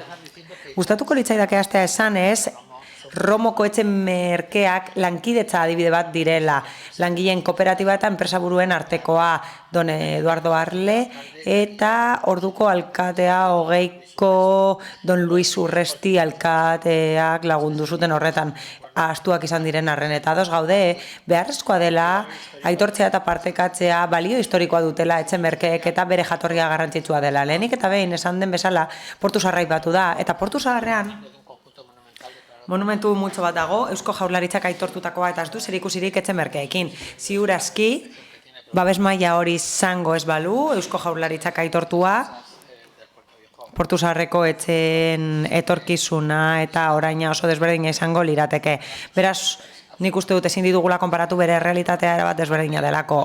Horrez gain, hotel handientzako laguntzak aipatu dira, nik ez dut uste hotel handien laguntzari jaso dutenik. Nik uste dut, hotel horiek ez dutela laguntza publikorik jaso, agian akatsa da eta okernago, baina nik dakidanagatik diru pribatuarekin egin dute, sustatzaileen diruarekin, eta ez udal laguntzaren batekin. Baina etxe merkeetara itzuliz, esan duen bezala alderdi sozialistako bosera mailak, kasu honetan 120 metro karratuko etxe bizitzak dira terraza eta lorategia dituztenak, eta atarietan iragartzen ari dira 500.000 euro ingurutan, eta mozioak esan bezala, iregintza babes zehatzat dute eta udal babesekoak direla esaten da. Hau da, naiz eta etxe merkeak direla esaten dugun, bere dimentsioa kontuan hartu behar ditugu eta merkatuaren balioa ere bai. Eta zein galdera plantea dezakegu? Honako hau, logikoa da, konponketa gastuetan laguntzea, bereziak izateagatik eta udal babesekoak izateagatik eta historio zaitza izateagatik. Gure ustez, laguntzek ezin dute alde batera utzi zein den jabeen errenta, guretzat hori bere bizikoa da, errenta kontuan hartzea. Bestalde, higiezin asko daude udal babespean eta bere kontserbazioa esfortzu bat da jabeentzat, eta beti ezin diote horri aurre egin, eta hori ez da soilik gertatzen etxe merkeekin. Horrez gain, udal babesekoak ez diren arren, badaude egizin asko aldizka mantendu behar direnak, eta teilatuak konpontzen direnak. Eta horiek nahita ez egin behar dira, eta mundu guztiak ez du gastu hori ordaintzeko aukerarik, labur bilduz. Laguntza lerro bat esartzea kontserbaziorako eta babeserako egin daiteke, baina errenta kontuan hartuz. Eta gainera, laguntza lerro honek kontuan hartu beharko lituzke egiezin guztiak, lehentasuna emanez babesekoei, baina babesik gabekoei ere. Horregatik guztiagatik, abstenituko gara, baina berriro ere gogorarazi nahi dut, konponketarako eta kontserbaziorako laguntzak hor daudela, sozialistak esan bezala. Anitzak dira, organismo desberdinak ematen dituzte laguntza horiek, udalaz gaindikoek eta udal mailakoek, eta horregatik ez dugu oso ondo ulertzen zein den mozioaren zentzua. Ez dugu aurka bozkatuko. Aurka bozkatzearekin ematen duelako zigortu nahi ditugula, are gutxiago, zenbat eta laguntzak gehiago eduki gure jabeek egoera honean edukitzeko etxeak bere rentaren arabera, hobe baina hobe da gauzak serioago egitea. Eta irizpide gehiago aplikatzea eta ez soilik kontuan hartzea etxe horiek etxe merketzat izendatzen direla. Uno berriro. Bueno, desde el respeto a la historia. Errespetatzen dugu historia, noski. Baita etxe merkeen balio historikoa ere. Baina aitortu nahi dugu eungarren urte urrena ospatu dutela. Eraikin hauek simpleak dira, baina gizarte mailan garrantzitsuak dira, eta Romoren eta Getxoren memoria kolektiboaren parte dira, eta ez da ezer aipatu gauza batzuen inguruan. Bai, gainerakoek aipatu dute, baina EH Bilduk ez du ezer esan horren inguruan. Eta niretzat garrantzitsua da honako hau. Proposamena egiten da planteamendu bidegabe batetik abiatuta. Dirulaguntza lerro bat esartzea soilik etxe merkeetako jabeentzat ez da bidezkoa. Oinarrizko udal babesa dute eta horrek agrabio bat sortzen du gainerako babes maila horretako higiezinekin alderatuta. Eta horiek 260 izango dira APOaren berrikuspena onartzen denean. Hala, dirulaguntza bat esartzean neurrira horietako bakoitzarentzat ez dela egokia, zein irizpiderekin bigarrenik. Mozioak ez ditu aipatzen zeintzuk diren lege betebeharrak jabetza horretan eta beste batzuetan. Badaude oinarrizko babesa duten higiezinak eta bere betebeharra da horien babesa bermatzea. Izan ere kontserbazio lanek balioa areagotzen dute eta hori jabetzaren onurarako da. Laguntzak proposatzea pribatuak diren betebeharrak asetzeko ez da egokia eta gainera aurrekari bidegabea sartzen du legezkotasunaren aurkakoa eta gizarte justiziaren aurkakoa. Gainera, uste dut mozioak ez duela kontuan hartzen garrantzitsuak diren elementuen multzo bat. Kontuan hartu behar da, bizi den norbait, erabilera komertzialak dauden, edo benetan bizi den horietan. Hau da, zergadun guztiei eskatzen zaie mantentzeko jabetza pribatu horiek diagnostikorik egin gabe eta irizpide zehatzik ezarrik gabe ekitatearekin lotuta. Hala eta guztiz ere, horrek ez du esan nahi baliorik aitortzen ez diogunik. Horregatik, kultura ekitaldiak egingo ditugu eta jarduerak egingo ditugu bere papera aitortzeko gure historian eta beti ere kontuan hartuz ikuspegi parte hartzailea. Hala, ez dugu uste izan behar denik karga kolektibo bat herritar guztientzat, ez da bidezkoa eta nik uste dut ondarea horrela errespetatzen dela eta ez jabetza pribatuei horrelako lehentasunak emanez. Lo primero que se me ocurre es...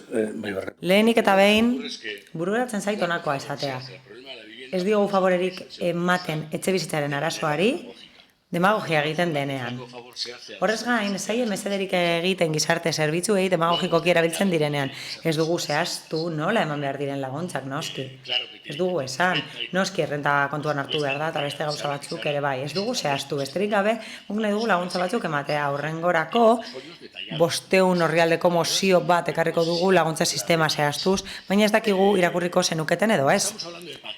Ondareaz ari gara, ez etxe bizitzaz. Eta alderdi sozialistako bozeramaile oso kezkatuta dago honekin, baina Portu Zaharrarekin ez dago kezkatuta. Claro, 70.000 euro eman zaizkie auzokideen elkarteari, eta auzokideen elkarteak horrela erabiltzen du, hemen esan bezala. 70.000 euro ematen zaizkie auzokideen elkarte bati urtero, eta ez esan ezetz. Ematen du horrekin ez zaudela kezkatuta, ez dugu aztertu behar errenta maila, ez dugu aztertu behar nola babestu. Ez dago kezkatuta. Auzoen elkarteak egiten du, auzokideen elkarteak, eta horrela babesten da Portu Zaharra. Ondarea sari gara. EAJak agrabio konparatiboa aipatu du gaztelaniaz. Guri gustatuko litzaiguke, honetik abiatuta, oinarrizko ondarea babesteko prozesua mundu guztira edatzea, herritar guztiengana edatzea. Gustatuko litzaiguke mugatzea, etxebizitzen erabilera eta pisu turistikorik ez egotea eta espekulazioa mugatzea gustatuko litzaiguke. Baina ez du balio baloiak kanpora botatzeak, ez jakiteagatik zer esan ez dagoelako ezer esateko. Zein da errealitatea? Etxe merkeen jabeek ez dituzte baldintza berberak konpontzeko nik ditudanekin alderatuta baimenak eskatu behar dizkiete aldundiari eta nik ez dut hori egin behar niretzean, hori hala da. Eta Getxon, nahi badugu ondarea babestu, neurriak artikulatu behar dira hori babesteko eta behin baino gehiagotan esan dugu, gero ez du balio Estrabuz gora esatearekin eta esatearekin. Ze ondo dago Estrasburgo, ze polita, ze zainduta dagoen.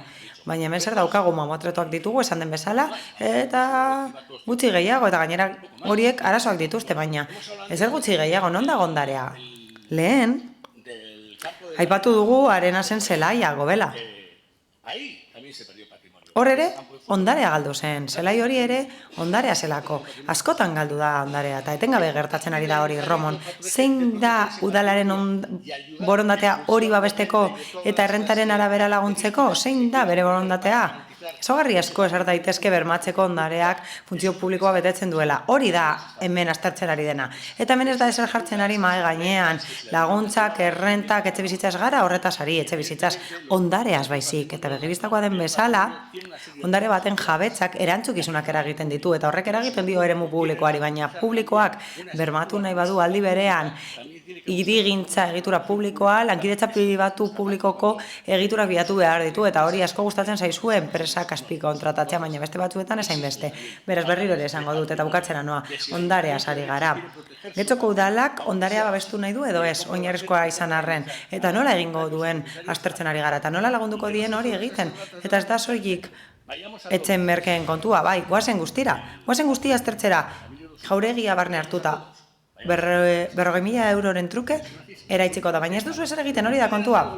Zer egin dezake Eusko Jaurlaritzak eserrez, zuek ez duzue ezer egiten. Beste norbaitek? González jauna. Bai, nik zehaztu nahiko nituzke bi kontu.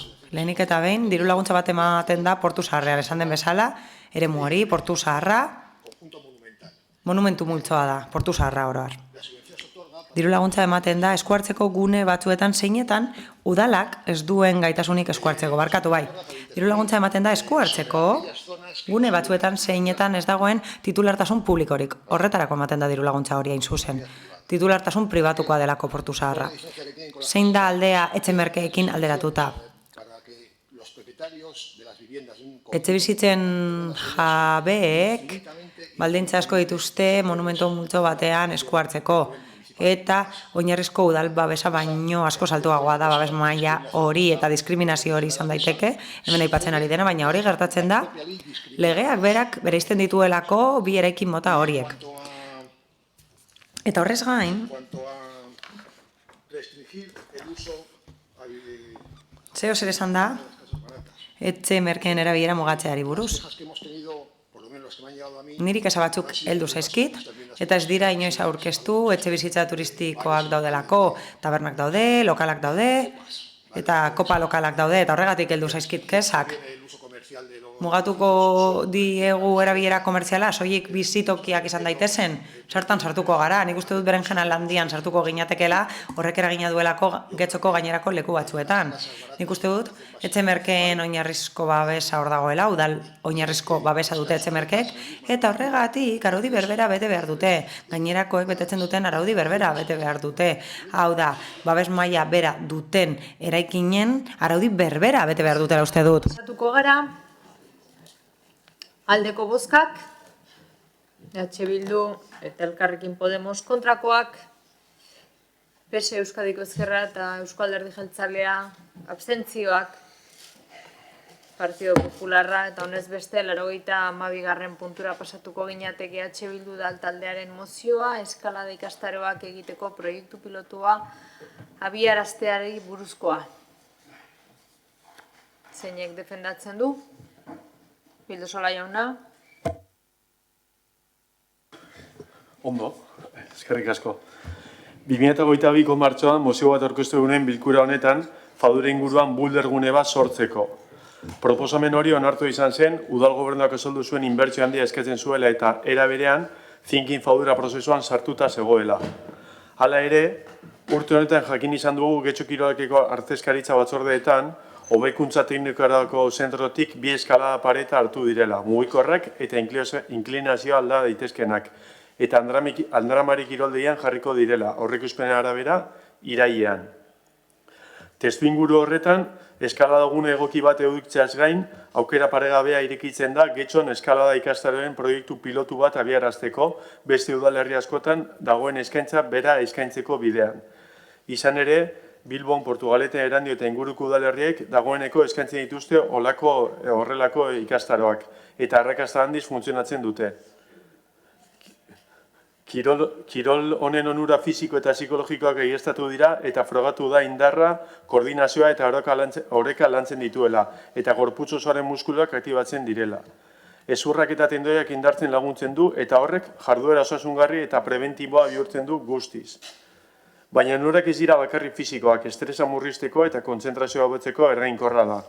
Autoestimoa eta erresilientzia lantzen ditu erronkei aurre egiteko eta ikasketetarako tresna bikaina da. Komunitatearen kohesioa sustatzen du izan ere, eskalada jarduera soziala da laguntza eta konfiantza giroan garatzen delako. Gainera, adin guztietarako egokia da, aurren garapen motorran eragin positiboa du, baita helduen eta adinekoen artean osasun fisiko eta mentalerako ere. Gaur egun, eskalada aretoek gero eta leku gehiago dute aisialdi osasungarrien barruan eta hiriguneetan gero eta gehiago integratzen dira ongizatea eta elkarguna sustatzen duten gune gisa. Materiala dagoeneko eskuragarri izanik eta inbertsio gehigarri handiegirik egin behar izan gabe, aukera ezin hobea da proiektu pilotu bat martxan jartzeko. Horregatik guztiagatik, Getxoko udalari honako hau eskatzen diogu. Getxo Kirolaken bitartez, eskalada ikastaroen proiektu pilotu bat abiaraztea Andramari kiroldian jarriko diren paretak edo panelak erabiliz. Proiektu pilotu horren helburua izango litzateke udalerrian eskalada ikastaroek duten interesa eta funtzionaltasuna aztertzea eta etorkizunen eskaintza egonkor bat ezartzeko balorazioa egitea. Getxo Kirolakek azter dezala eskalada ikastaroak eskaintzeko formula egokiena, bai kanpoko enpresa espezializatuen batekin lankidetza akordio bidez edota bide propioak erabiliz.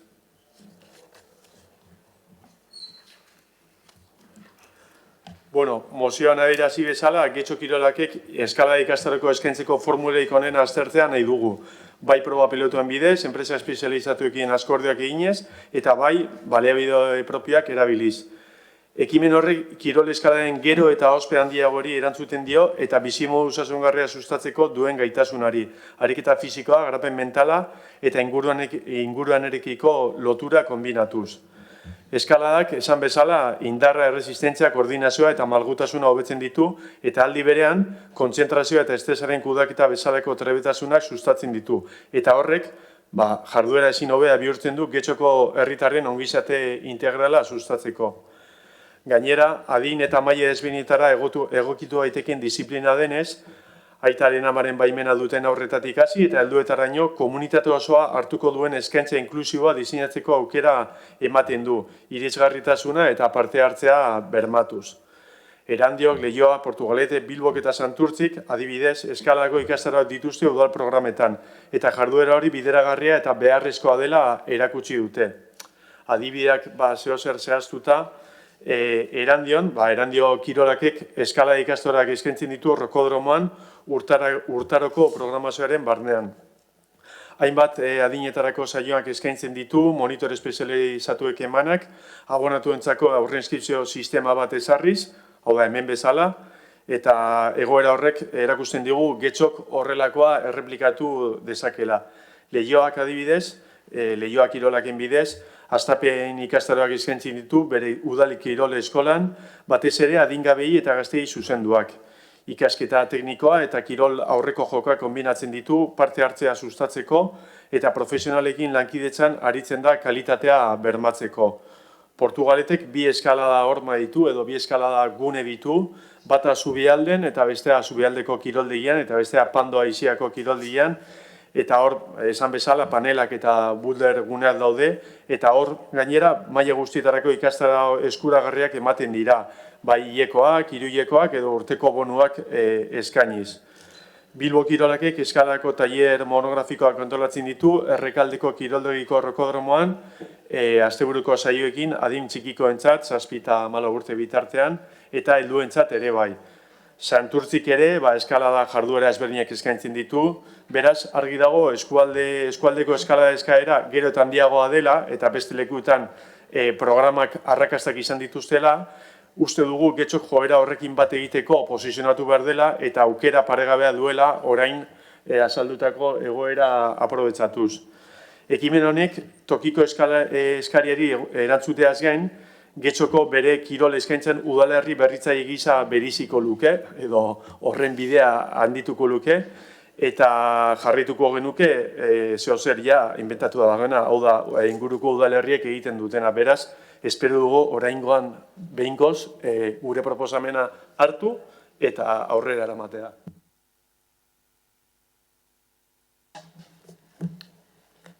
Beste norbaitek? Maite jauna? Sí, gracias. Bai, eskerrik asko. La escalada es un deporte que no para. Eskalada etengabe hasi den kirola da, azkenengo urteotan asko hasi da, eta ez soilik lehiaketa handietan, edo maila altuko lehiaketetan 2020ko Tokiotik, eskalada olimpikoa da. Baina horrez gain, herritarren artean eta zaleen artean, asko hasten ari da, goraldian dago Euskadin eskalada. Egia da, eskaladak beti izan duela errotze handia, baina hori gora behera gaur egun goraldi hori nabaritzen da gure inguruan. Goraldi honekin eskaintza pribatu eta publikoa hasi dira gure inguruan, baina ez da hori gertatu Getxoko udalerrian atzean geratu delako. Kiroldegien kanpoko eraikinean bulder bat egon zen, bulder bat egon zen, rokodromo bat, baina utzi zitzaion erabiltzeari eta mantentzeari ere bai. Berriki duela hilabete batzuk, iragarri zen, hitzarmen bat sinatu zela enpresa pribatu batekin, berangon dagoena, Sputnikekin, baina momentuz hitzarmen hori froga batzen eta deskontuak besterik ez ziren eskaintzen prestakuntza saioetan. Honek eskaintzen dituen horietan, noski. Eta mozio bat aurkezten du EH Bilduk gaur, eta horren arira, ulertzen dugu eta hori izan da, ez dela proposamen integrala EH Bildutik egiten dena. Aurreko legegintzaldian, antzeko mozio bat aurkeztu zen duten rokodromo bat sortzeko, eta guk, aurrekontu ekitaldi batzuetan emendakinak aurkeztu ditugu ere bai, partida bat aldatzeko eta horrela rokodromo espazio bat gaitzeko, boulder eta eskalada vertikala egiteko. Eta mozioa aurkezten duzuela uste dut, nolabait esatearren, bitarteko proposamen bat egiteko eta baliatu iragarri zigutela duela hilabete batzuk instalatuko zituztela eskalada panelak. Uste dut, Eusko Jaurlaritzak, esan zenaren arabera, emango zizkiolak Getxori panelak eta Getxo kirolak planeatzen ari dela horiek instalatzea Andramarin. Proposamen horri dagokionez bi gogoeta, lehenik eta behin. Esan beharra dago, eta nik ez ditut panelak ikusi, ez dakit zeintzuk diren Eusko Jaurlaritzak lagatuko dituen panelak, ez dakit zeintzuk diren, baina, bai esan zen, abiadurako eskaladarako izango zirela. Beraz, ez ditudan ez ikusi, esan beharra dago, ez dakidala, abiadurako panel horiek egoki daitezken edo ez prestakuntza saioetarako. Ez dakit benetan horretarako erabil daitezkeen. Kontuan hartutan nolakoak diren, prestakuntzarako erabiltzea mugatuta egon daiteke. Bigarrenik,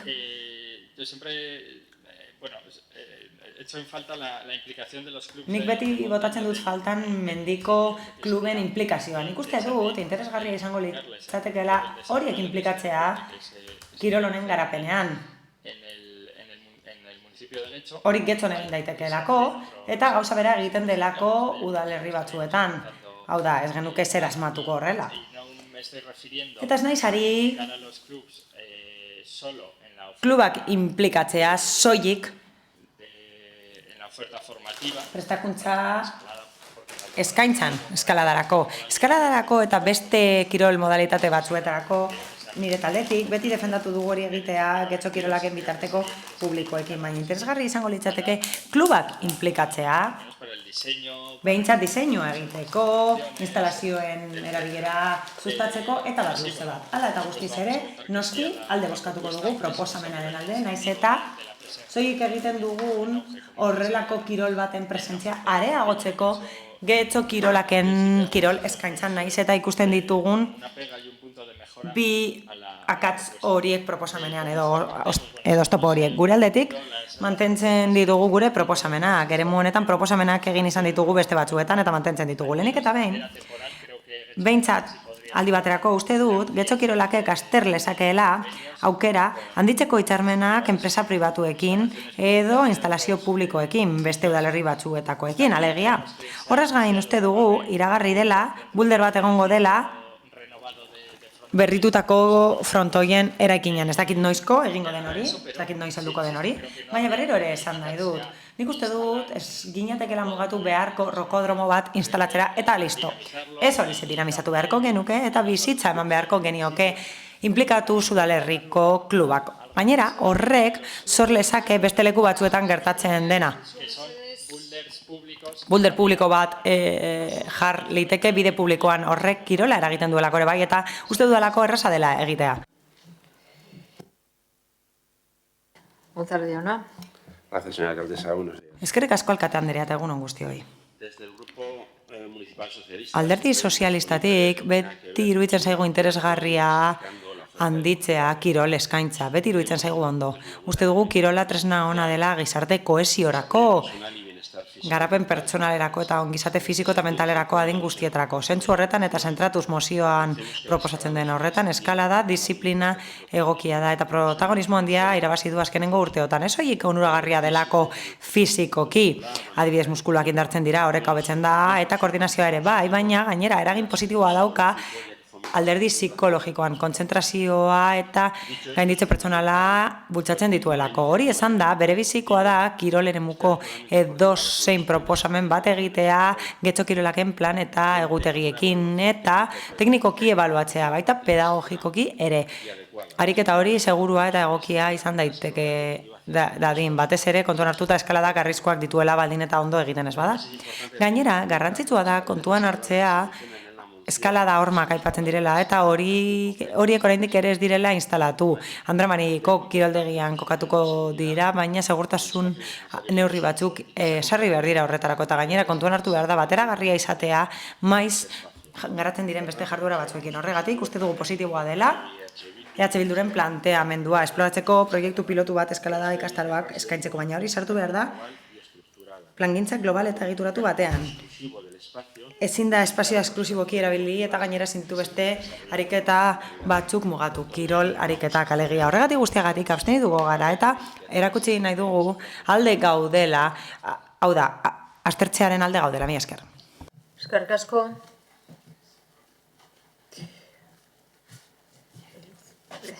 Iruz Andrea, barkatu. Bai, aspaldi hitz egin gabe horregatik. Muchas gracias, señora alcaldesa. Buenos días a todos. Eskerrik asko alkate Andrea eta egun on guztioi berriro ere. EH Bildu mozio bat aurkezten du martxan jartzeko eskalada ikastaroak udalerrian. Gogoratuko duzuen bezala 22an EH Bilduk proposamen bat aurkeztu zuen hemen eskatuz instalatzeko rokodromo bat Faduran eta martxan jartzeko ikastaroak eskaladarekin lotuta mozioan hartu zen. Hala eta guztiz ere ez da egin garitu orain arte.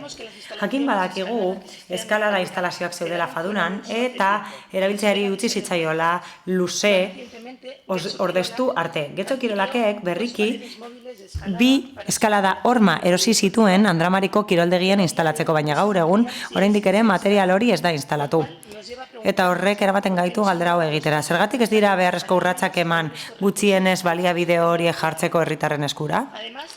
Gainera, kontuan hartu behar da, gaur egun Getxok baduela indarreko hitzarmen bat Sputnik enpresarekin, zeinen instalazioak berangon dauden.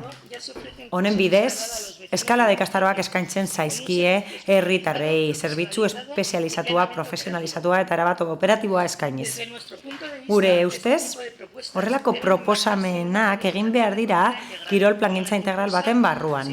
Eta hori da adibidez Thinking Faduranen eskaintzen dena eta egiten dena. Hala, ikastaro berrien inguruko hausnarketa egin beharko litzateke valorazio tekniko batekin batera. Eskuragarri dauden baliabideak, eskaria eta egutegiarekiko egokitzapenak aztertuz. Ez da koherentea programa berriak sustatzea baldin eta instalazioak operatiboz badaude. Azkenik, getxo kirolakek margin egokia eduki behar du, irizpide tekniko eta plangintza teknikoekin erabakitzeko noiz jarri martxan horrelako ikastaro eskaintza bat, horregatik guztiagatik, eta naiz eta ados gauden, eta interesa daukagun horrelako kirol eskaintzak egiteko uste dugu ez dela momentu egokia, mozio hau onartzeko horregatik guztiagatik, gure taldeak abstentzioa bozkatuko du.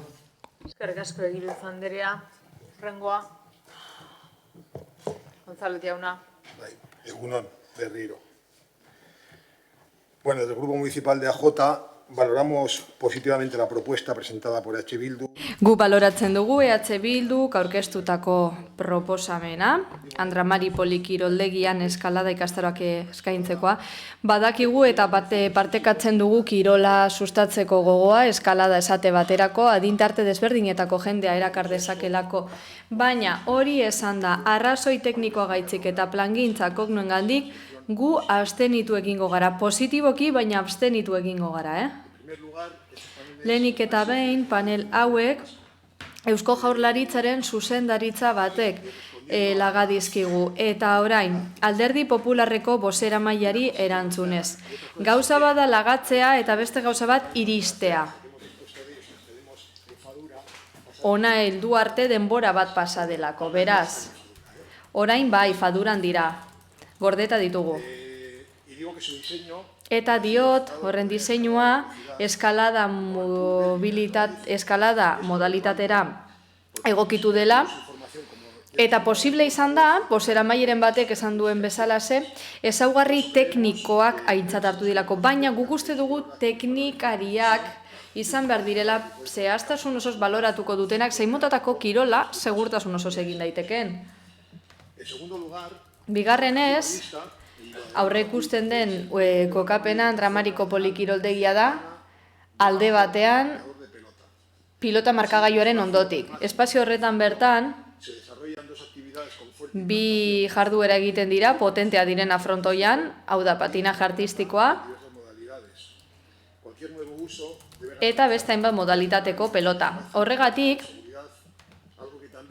segurtasun oroz erabili behar dira espazioak eta horretarako aztertu eta koordinatu behar da getxo kirolaken zuzendaritzatik. Horregatik guztiagatik uste dugu bat gatozela interes honekin guk ere babesten dugula, baina ez da gomendagarria proiektu piloto bat martxan jartzeko parte hartzea azterlan teknikoa aldez aurretik egin aurretik. Horrek konprometitu alduelako bideragarritasuna eta bertatzik dabiltzanen pertsonen irisgarritasuna eta beste disiplina batzu ere eragiten die. EAJ-tik kirol jardun zabalaren aldekoa gara, beti planifikazioan oinarrituta eta konbibentzian, instalazio eta kirol desberdinen artekoan.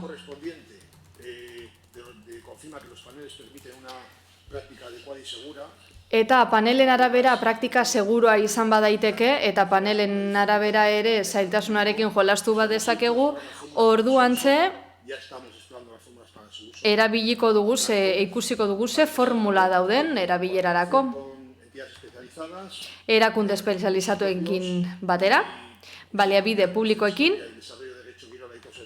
eta bueno, ezagutzen baduzue getxo kirolaken garapena eta hori dana, baina da badakizue, mendi klubetan ere, egon badaude kirolak, baina eskalada ez bada kontutan hartzen kontatu horrekin baita ere. Mendi klubek ezagutzen dutelako, oberen kirol mota hori. Beraz, babesten dugu, asmoa, baina nahi dugu proposamen hau etorkizuna begira ondo eta zentzuz integratzea, besterik ez, eskerrik asko. Beraz, bozketara pasatuko gara. Parkatu.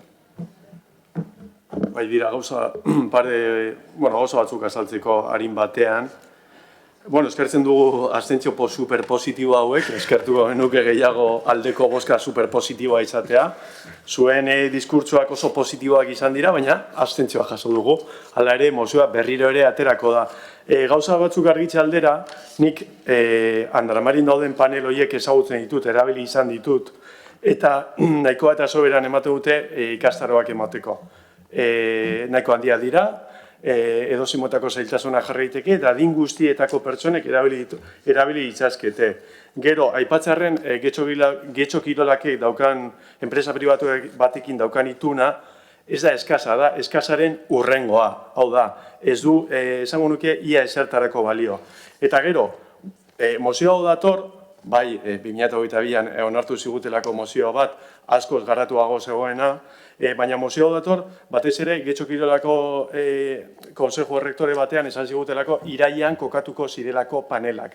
Orduan hori aprobetxatuta, erdibideko proposamen bat egin dugu, ez guk nahiko genukena, baina behintzat, ondo aipatzen da, azter desatela, egin desatela Getxo Kirolakien bidez, puntuak argi izate dute, dela zeo zer ikusteko eta aztertzeko gure herrian, agian, indarra izango lukeen kirola izango zela. Beraz, eskertzen dut abstentzio positiboak, baina gehiago eskertuko nuke baiezko superpositiboak. Eskerrik asko, bozketara, aldeko bozkak, Elkarrekin Podemos eta EH Bildu, kontrakoak, ez daude abstentzioak, Partido Popularra, PS Euskadiko Ezkerra eta Eusko Alderdi Jeltzalea. Tonez bestela 93. puntura pasatuko gineateke Elkarrekin Podemos udal taldearen mozioa, errekaganaren espazio sozial eta herrikoi bat sortzeko mozioari buruzkoa. Merito jauna. Gracias. Procedo a leer la moción en primer lugar. Bueno, mozioa irakurriko dut. Errekaganeko gaztetxe zaharra 2017an errezenetik aitzina ebanisteria batek betetzen zuen orubea erabilerarik gabe egonda. Berriki auzokide batzuk ekimen bat jarri zuten martxan, bertan sortutako zuaiztia baliatuz erabilera herrikoi eta autogestionatua emateko espazioari. Hala ere, gobernu taldeak espazio ustu ezitu eta bertako landare diamosteko agindua eman zuen. Geroztik espazio erabili gabe dago eta horrek agerian uzten du udal gobernuanek ekimen sozialei dien mespretxua. Zutea gertatu zenetik promesa asko egin dira baita proiektuen lehiaketa bat ere, baina azkenean ez da ezer gauzatu. 2024ko aurrekontuetan partida bat sortu zen proiektu berri bat eratzeko, baina hori ere gauzatu gabe geratu zen eta ekitaldi honetan ez errepikatzea erabaki dute. Elkarrekin Podemosen uste dugu badela garaia espazio horri erabilera sozial publiko eta herrikoia emateko. Auzoaren beharretako bat da, arian emandako espazio publikoen galera ikusita. Beko futbol zelaietatik hasi eta Lope de Vegako erekin historikoetaraino. Horregatik guztiagatik auzokide guztiari, baina bereziki gaztezei nagusiei zuzendutako espazio bat sortzea proposatzen dugu. Auzoko elkarte eta kolektibo dinamizatutako duten espazio bat izango da, udalaren eskuartzea izango duen nolabaiteko autogestian oinarritua. Etorkizuneko azpiegiturak gorputz osoaren muskulak aktibatzen, etorkizunekoak segiturak barkatu gazte eta nagusientzako proiektuetarako espazioak eskainiko lituzke eta nola ez belaunaldi hartetako proiektuetako. Gainera gazte aterpetzera izan daiteke esperientzia trukea bultzatzeko. Azkenik aire zabaleko eremu bat izan barko luke lorategi batekin eta hortuludikoekin. Frogatu baita iringunetarako oso aberasgarria direla eta belaunaldien arteko parte hartza eta kohesioa bultzatzen dutela. Horregatik guztiagatik, Getxoko Udalaren osoko bilkurari erabakin proposamena luzatzen diogu. Getxoko Udalak espazio sozial, publiko eta herrikoi bat eraikitzeko proiektu egin dezela Errekagane kaleko orubean, sarreran deskribatutako terminoetan oinarrituta eta gazteta nagusi zuzenduta egongo dena. Horrez gain, aire zabaleko espazioak eta hortu komunitarioak ere izan beharko ditu. Aldez aurretik espazio horren betiko diseinua eta horren edukita gestiorena interesauten eragile sozialen parte hartze eta laguntzarekin egingo da, batez ere gazte eta nagusien presentziarekin. Mozioa defendatuko dut. Errekaganeko pabilloi utzen kontu hau, pendiente dugun aferetako bat da, ez bakarrik luzaro daramagulako jada, erabilerarik gabe.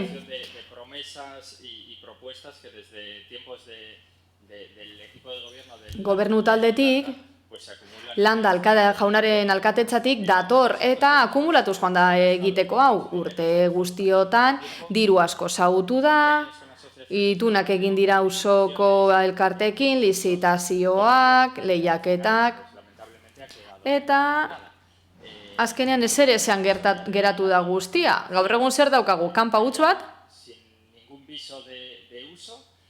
erabiltzen ez dena, eta onartuko denapoan ere ez da definitzen zer nolako erabilera zehatza emango zaion. Hainbat urtez pabiloi horiek abandonatuta egon ziren eta azkenean gaztetxe batekin bizitza ematea erabaki zen. Ni aurra nintzen, eta esfortzua egin zen, erakin ura garbitzeko, izugarrizko zaborra atera zen bertatik. Egin zen azken finean, margotu, polito ipintzeko eta badakigu zer gertatu zen, ez da hortik etorri zen. Errekako obrak egiteko behar izana, promesak ez ziren bete, eta azkenean zer gertatu zen, 2017an, egitura zentrala suntsitu zuela, zute batek. Egon zen ekimen bat, Zelai Errearena,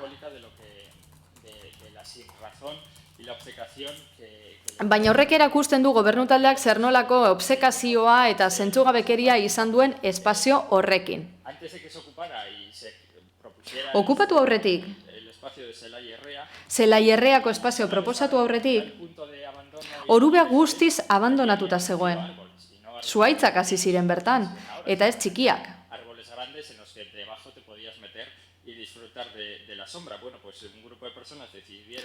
Pertsona talde batek erabaki zuen erabilera bat ematea, aire zabalaean banko batzuk ipinita eta bar, eta diodan bezala udalaren erantzuna izan zen, desalojatzea, esiak jartzea, eta bertako zuhaizkak botatzea, eta hori guztia zertarako.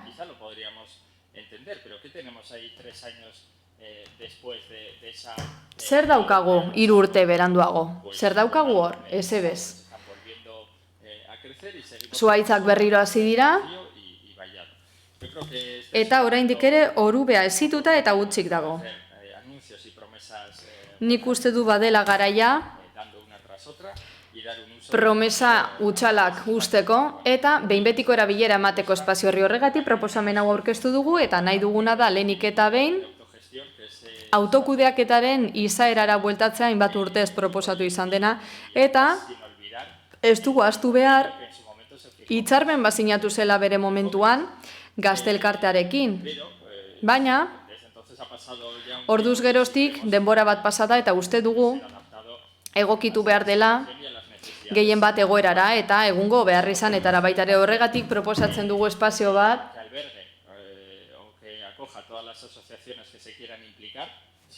alkarte guztia barnartuko dituena, inplikatu nahi izan ez gero, horrez gain, Orube handia denez, ez eraikitzea lursail osoan, hau da, tarte bat ustea, zelai berdeetarako, eta hortu komunitarioetarako, interes handia sortzen du, interes sozial handia, eta besterik gabe nahi duguna da, artikulatzea, horrekin batera, parte hartzea, kolektibo desberdinetako jendea aintzat hartuta, esate baterako. Bukatzeko, espazio hau aprobetxatu nahi dugu, ezinbestekoa izan den behar izan bat asetzeko. Ez daukagu, gazte aterpetzerik eta autokudeaketako eredu honek horretarako aukera emango digu. Bizitak eta desberdin arteko trukea egiteko, nazio artean. Kontu hau, landu nahi nuen modu parte hartzailean, baina orar potentzial handia du eta hain zuzen ere ambizioz landu behar dugu. Politika instituzionaletik eta horretarako lanean egin hasi beharra dago. Aspaldian agortu zaizu, mesedez. Uste dugu badela garaia errekagane berreskuratzeko. Beste norbaitek? Bai, Lau Andrea.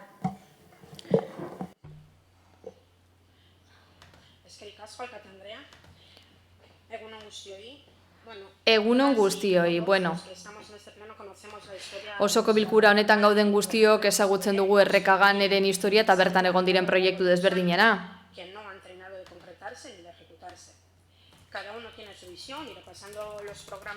Bakoitzak badu bere ikuspigea eta ikusita hauteskundetara aurkeztu garen alderdiek egin ditugun proposamenak esan dezakegu guztiak direla desberdinak, zilegi baina desberdinak. Alderdi sozialistatik espazio horretan fijatu ginen, baina espazio publikoak sortzeko xedez. Haurrak eta gazteak ere kontutan hartuta. Izan ere gure ustez oso garrantzitsua da inguru seguruak izatea.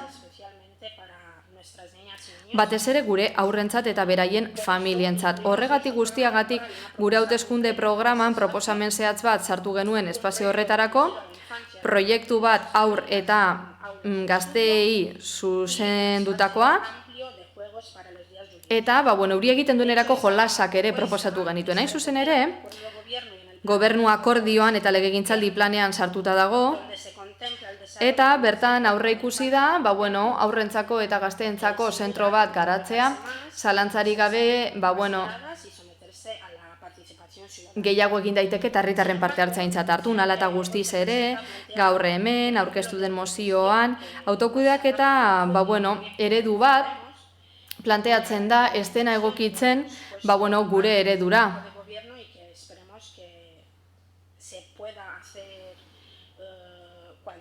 Espero dugu berez hainbetarinen hau gauzatu ahal izatea, baina horretarako, aurrekontuen errealitateak utzi behar du hori egiten. Gainera ikusi dugu zuen proposamenan hainbat zerbitzu proposatzen dituzuela, aterpetzea, lorategia, eta oroar espazio hori ez da oso handia. Gure aburuz bertan ezin da horren beste jarduera sartu. Horregatik guztiagatik kontrako botoa emango diogu mozioari. Eskerrik asko.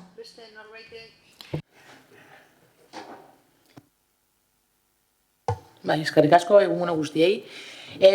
Oraingo hontan ez gara edozein lursail hutsasari.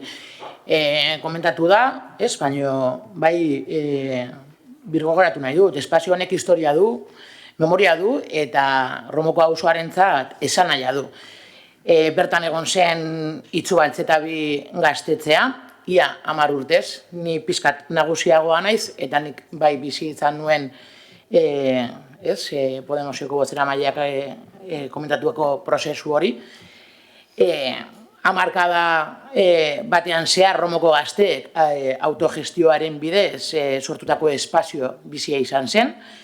Hainbat jarduera ezberdinak egin ziren bertan, egiten ziren kultur jarduerak, eztabaidak, tailerrak, eta oso garrantzitsua sormen kolektiboa lantzen zen bertan.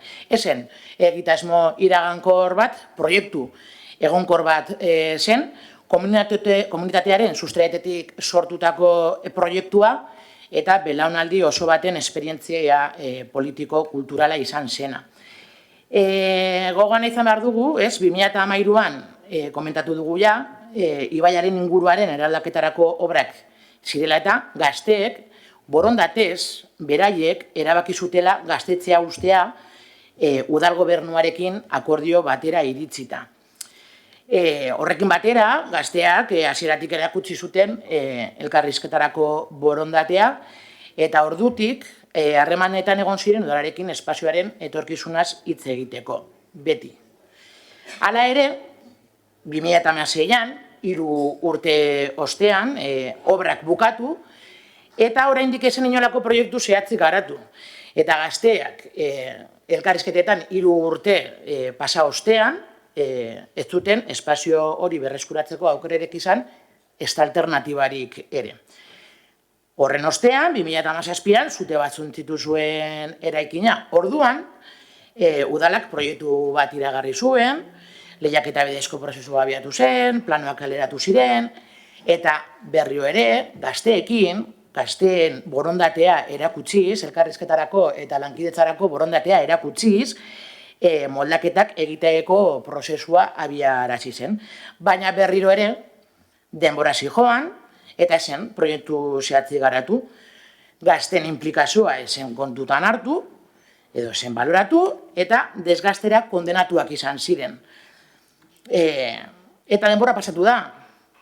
Hainbeste, esen negoziazio horietan parte hartu zuten gazte askok, gaur egun, gurasoak direla.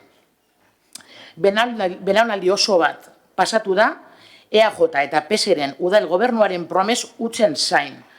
Azkenik, prozesua eten egin zen, udal gobernuaren interes falta utzagatik, eta olergaitza dana, nola posible dan, proiektu bat izatea ordainduta eta kasoi batean bukatzea. Posiblemente, mozioen kasoiaren ondoan egongo dana.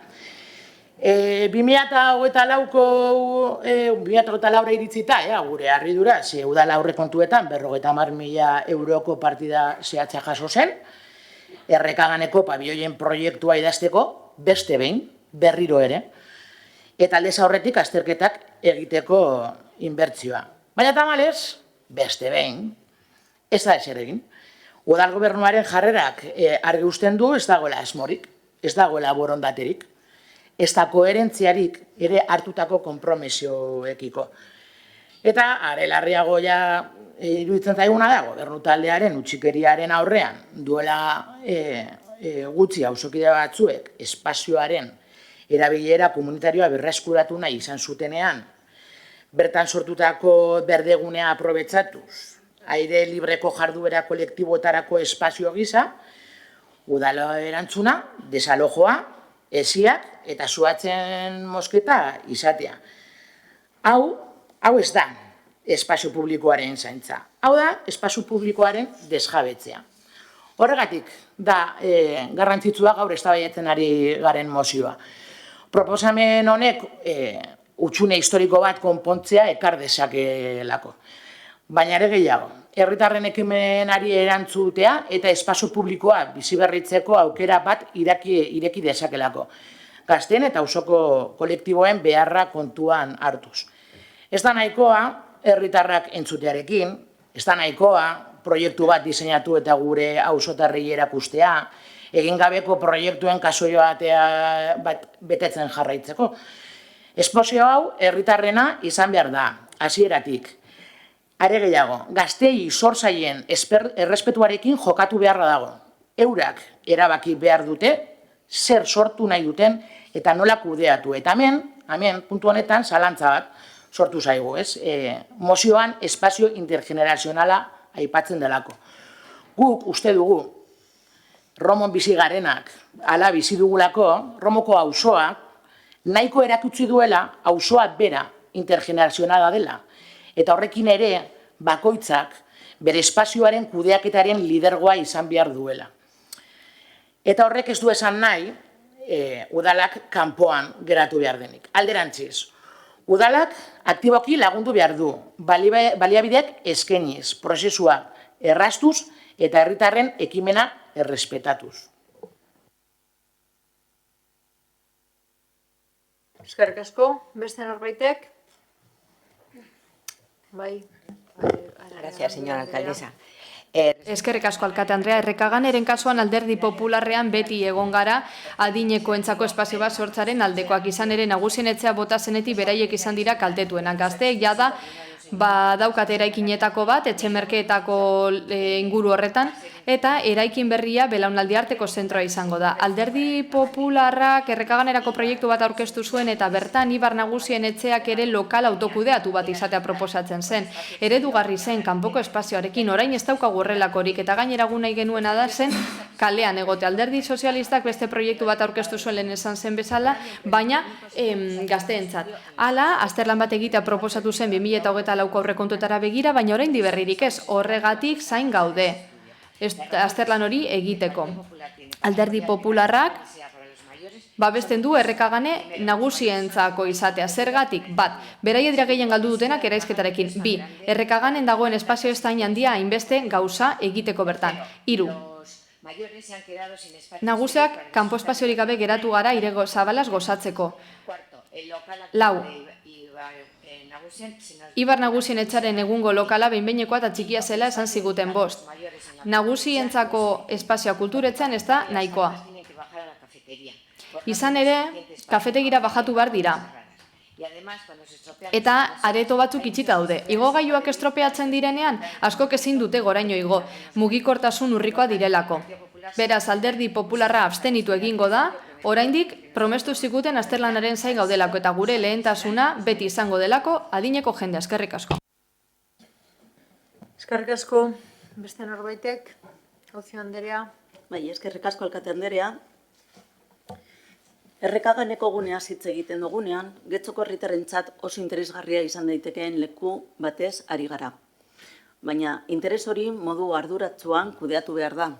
Ideiak bai noski, baina ondo aztertuak, eraikitzaileak eta espazioaren benetako aukera kontuan hartuta. La moción que hoy presenta Elkarrekin Podemos. Elkarrekin Podemosek ekarri duen mozio honek hainbat elementu planteatzen ditu, baina aldi berean. Hortu komunitarioak, parke bat, auzokideen autokudeaketa, gazteaterpetzea, belaunaldi arteko espazioak, eta zein da kontua? Hoie guztiak aukera interesgarria dira, baina faltan bota dugu zerbait zehatzagoa. Izan ere espazio hori errekaganekoa mugatua da. Ezin dugu eraiki nahi dugun guztia, eta hain zuzen ere horregatik da garrantzitsua definitzea zer egin nahi dugun. Esan den bezala kontutan izan behar da errekaganeko espaziorako haur eta gazteentzako lekuak behar ditugula. Errekaganeko espazioa 2023-2026 legegintzaldi planean agertzen zen. Eta legegintzaldi planaren erdialdera iritsi gara. Eta konpromisoak indarrean dihardu. Argi eta garbi, hori bai. Kudeaketa publikoan gertatzen den bezala behar izanak sortzen dira eta horrek berehalako arreta eskatzen dute. Hain zuzen ere, Fadurako futbol zelairako puntu bat onetsi dugu datorren denboraldira begira areaz berriro hornitzeko. Eta honekin ez gara beste proiektu batzuk alde batera uzten, baina uste dugu honek plangintza serioa behar duela. Oinarri argiagoarekin. Eta horregatik lehenengoa da proiektuaren ikuspegia zehaztea. Ea zenbat baliabide diren posible espazio horretan. Eta ea bat datorren gainerako jarduketekin. Eta nola ez, momentua iristen denean, landuko dugu beti egiten dugun bezala, arduraz eta proposamen parte hartzailea kontutan hartuta. Udal honetan, proiektu ezberdinekin egin bezala, ze horregatik guztiagatik mozioaren kontra bozkatuko dugu. Eskerrik asko. Eskerrik asko. Beste norbaitek? Benito jauna. Sí, gracias, señora alcaldesa. Bai, eskerrik asko alkate Andrea. Bueno, egia esan, orubearen kontu honek askorako ematen du, eta ziurren 2 minutuarekin ezingo dut guztia saldu, baina lehenik eta behin. Proposamen hau. Mozio baten pareko da, infografia bat ere prestatu dugu, ikusteko nola gera daitekeen, baina bueno, hori lan teknikoa litzatekeia da, baina zera esan nahi dut. Espazioak eta proiektuak proposatzen direnak behintzat, gero mozioan esan bezala, geratuko lirateke autokudeaketaren eskuetan, baina hauek ez dira proiektu isolatuak. Guztiz kontrakoa, proiektu hauek sinergia bat sor dezakete, esandako guztiagatik, lehenik eta behin, hortuen kasuan, hortu komunitarioen kasuan, horrek sinergia bat sortzen du lankidetzarako pertsonen artean. Espazio berde bat ere sortuko litzateke guztion gozamenerako, eta gero nola ez, eraikin bat, izango genuke, eta gazteaterpetzea izateaz gain, kolektibo desberdinentzako espazio ere izango litzateke, zen oso handia izango, baina, ekitaldiak edo trukeak egiten direnerako ondo egongo litzateke. Nik uste dut eta egia da orube horretan proposamen asko egon direla, alderdien partetik, baina guztiak izan dira zilegi, baina ondo da, ja ez gaude kanpainan. Osoko bilkuran gaude eta uste dut behingoz erabaki behar dugula erabilera bat, eta hain zuzen ere zehatzagoak izan behar gara. Legegintzaldi planean jartzen duena ez delako zehatza. Haur eta gazteentzako zerbait, hori baino zabalagorik ez dako. Eta gainera espazioa proposatu dira ikasgelak esate baterako, baina Romon jada badaude. Eta horrek zer esaten erakusten digu, RKren beraren proiektua ez dela ondo atera. Izan ere, zerbitzuak bikoiztu behar baditugu kontutan izan da, hoiek RKetik eskainiko zirela, esan nahi du espazio hori txiki geratu dela. Eta ez dela nahikoa izan, auzoaren behar izanak hartatzeko hasieratik. Guk proposatzen dugun proiektuak askotariko ezaugarriak ditu, sinergiak errespetatzen dira, guk uste dugu autogestioa errespetatuz eta balioan jarrita izaera intergenerazional hori erakutsiko dugula, beti erakutsi duguna, ez da? Azken urteetan eta batez ere, Lope de Vegako eraikinen eraizketaren arira, falta zaigula lanean hastea. Eta urte asko daramagu orube hori utxik, eta ez bakarrik erabili gabe baizik eta espazioari behin-behineko erabilera oso ukatuz. Baduela 2 urte egin zen bezala esituz eta bertatik jendea botaz. Beste norbaitek? Zelai Andrea. Bai, gauza pare batekin gelitu naiz pizkat harrituta, ez? Bai, egia da, interesgarria da espazio hori. Hain interesgarria, batzuentzat, 13 urte pasa dituztela ezer egin gabe, eta are gehiago, akordatutako hitzarmenak bete gabe. Baina are gehiago, hay que trabajar o hay que hacer las cosas de forma responsable. Gauzak modu arduratsuan egin behar dira, lan egin behar dira, gauzak modu arduratsuan egiteko, zarete bertatik askotan pasatu edo ez duzu ikusi nahi zein egoeratan dagoen. Izan ere, sartu ziren pertsonak espazio hori erabiltzeko, eta, egoera txarraldarrikatzeko, eta kontutan izan baita ere, kesatu zirela esanez, zuhaitzak jada espazioa inbaditzen ari zela, pasabidea inbaditzen. Esitu, zuhaitzak moztu, ezi berria jarri, hasi da, eta horrela dago orain. Beraz, modu arduratzen ari zaretela, ez dakit. Haze arduratsuak izaten ari zareten, proiektu bat dagoela, aurretiaz existitzen zena, ordainduta dagoena, guztiok ikusi duguna, sari bat jaso zuena gainera, eta oraindik kajoi batean dago. Beste adibide bat ikusteko zer nolako kudeak eta egiten duzuen udal honetatik.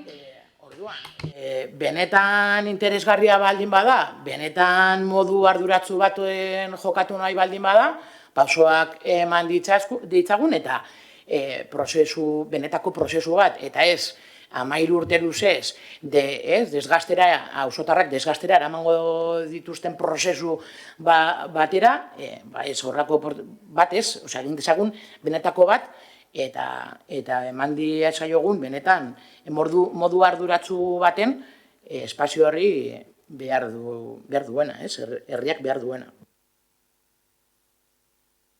Eskerrik asko. Beste norbaitek? Ocio Andrea. Por contestar un poquitín a lo... Bai, erantzutearen bigarren txandan esandakoari. Gehitu nahiko nuke berriro ere esan bezala, Errekaganeko espazioa legegintzaldi planean jasota dagoela, eta momentua denean aurre egingo zaio, erantzukizunez eta herritarren parte hartzearekin. Eta horrez gain, esan nahiko nuke, EAJaren bereizgarrietako bat dela, beti betetzen dugula gure hitza, eta kasu honetan mantentzen dugu hartutako konpromisoa bere garaia, baina beti ere interes orokorrari begiratuta. Espazioa irekia izango da herritarrentzat eta ez da gordeko batzuentzat bakarrik. Mila esker, nahi duzuen bezala. Eskerrik asko. Bozketara pasatuko gara beraz. Aldeko bozkak, EH Bildu eta Elkarrekin Podemos kontrakoak, PSE Euskadiko Ezkerra eta Eusko Alderdi Jeltzalea abstentzioak, Partido Popularra. Eskerrik asko. Eta honez beste galde eskaeren atalera pasatuko ginateke. Ez dakite galdera eskaerarik dezu. Bai, Bildu Sola jauna. Bai, ikasturtea amaituko dugu udal bilkura honetan, hemengo gehienok edo denok oporrak hartuko ditugu, baina, alde egin baino lehen EH Bildutik gogora ekarri nahi dugu oraintxe bertan, oingo momentuan, oingo egunetan, Gazan dagoen egoera larria. Milaka pertsona, haurrak barne, gozez hitzen ari dira Israelen hankekeriaren ondorioz. genozidio bat ikusten ari gara gure begien aurrean nazioarteko erakundeen pasibotasun eta konplizitatearekin, konplizitate hutsarekin. Eta orain arte, esan bezala, argi eta ozen diogu. Espazio guztia baliatu behar ditugu elkartasuna adierazteko, bertan gertatzen adina salatzeko, baita osoko bilkura hau, baita pleno hau ere.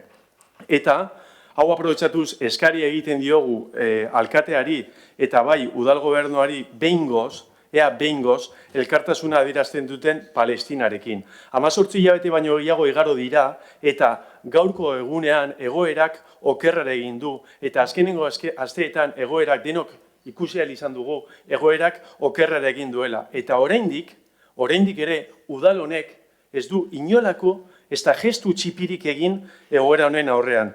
Bestu kasu batzuetan egin duen bitartean, Ukrainarekin adibidez. Guk, norbanako bezala, talde bezala edo herri bezala, genozidioa salatzen jarraituko dugu. Herri honetan elkartasuna kriminalizatzen den arren. Aritzaren herritik, Olibondoaren herrira, Palestina askatu. Eskerrik asko. Parkatu Bildosola jauna, nik uste dute elkartasuna udal honek gerra horrekin bai adierazi dula, behin baina gehiagotan, gatazkak gaitzesten ditugu, violentzia gaitzesten dugu eta gerra gaitzesten dugu, alde guztietako gerra eta armaren erabilera zentzu horretan, eta bai gaitzetsi dugu. Uste, bozeramaile batzorde bat egin zen, eta hor bozketak atera zian zuen aurkako bozkarekin, gaitzespenaren aurkako bozkarekin. Mesedez, eskertzen dizut zure ekarpena.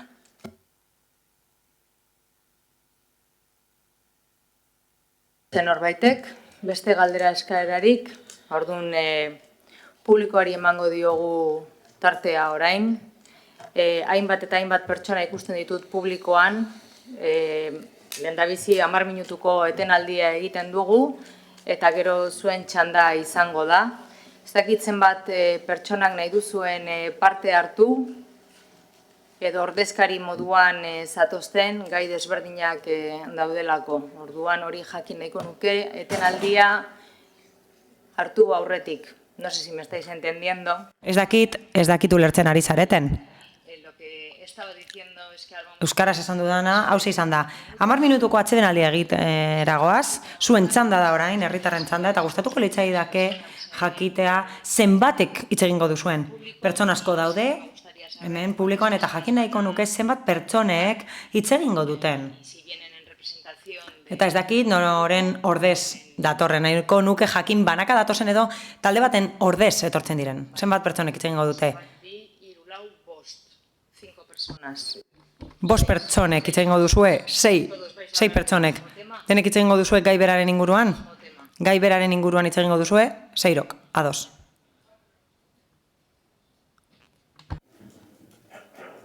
Vale, vosotros 4 del mismo tema. Zuek 4 gai berari buruz hitz egingo duzue, dago beste gai bat. Zenbat gai ditugu hemen, a ber? Zut bat. Bi, berdinak dira. Vale, 2 eta 3. Tenemos 3 temas. Vale? 3 gai desberdin jorratuko ditugu atsedenaldiaren ostean. Sí. Solamente he hablado de temas. Bai. O sea, quiero decir, de momento no sé cuáles. Ez dakit zeintzuk diren gaiak, baina jakin nahi dut zenbat gai desberdin jorratuko ditugun. Esan bezala, atsedenaldia egingo dugu. Kontu bat, zergatik da garrantzitsua zeri buruz hitz egingo duen bakoitzak galdezken txanda da, herritarrak etortzen dira, norbanako bezala, edo nahi dutenaren izenean. Baina ez dakit zergatik den garrantzitsua. Barkatu, Xavier, barkatu. Ez dakit zergatik den garrantzitsua gaia. Barkatu. Yo no estoy preguntando qué temas son. Ez naiz galdetzen ari zein gai jorratuko duten baizik eta zenbat gai ditugun. Hori lehenik eta behin, bigarrenik. Saiatzen ari naiz antolatzen publikoaren txanda. Atsedenaldiaren ostean, denbora batzuk bete behar dira eta hori antolatzen saiatzen ari naiz, besterik gabe, antolatzeko galdetzen ari naiz. Ez dute eskatu esateko ze gai tratatuko duten baizik eta jakin nahi dut zenbat gai tratatuko dituzten antolakuntzari begira. Eta niri dagokit antolatzea osoko bilkura nire ahalmena da eta horrela egitea gustatzen zait. Eskerrik asko.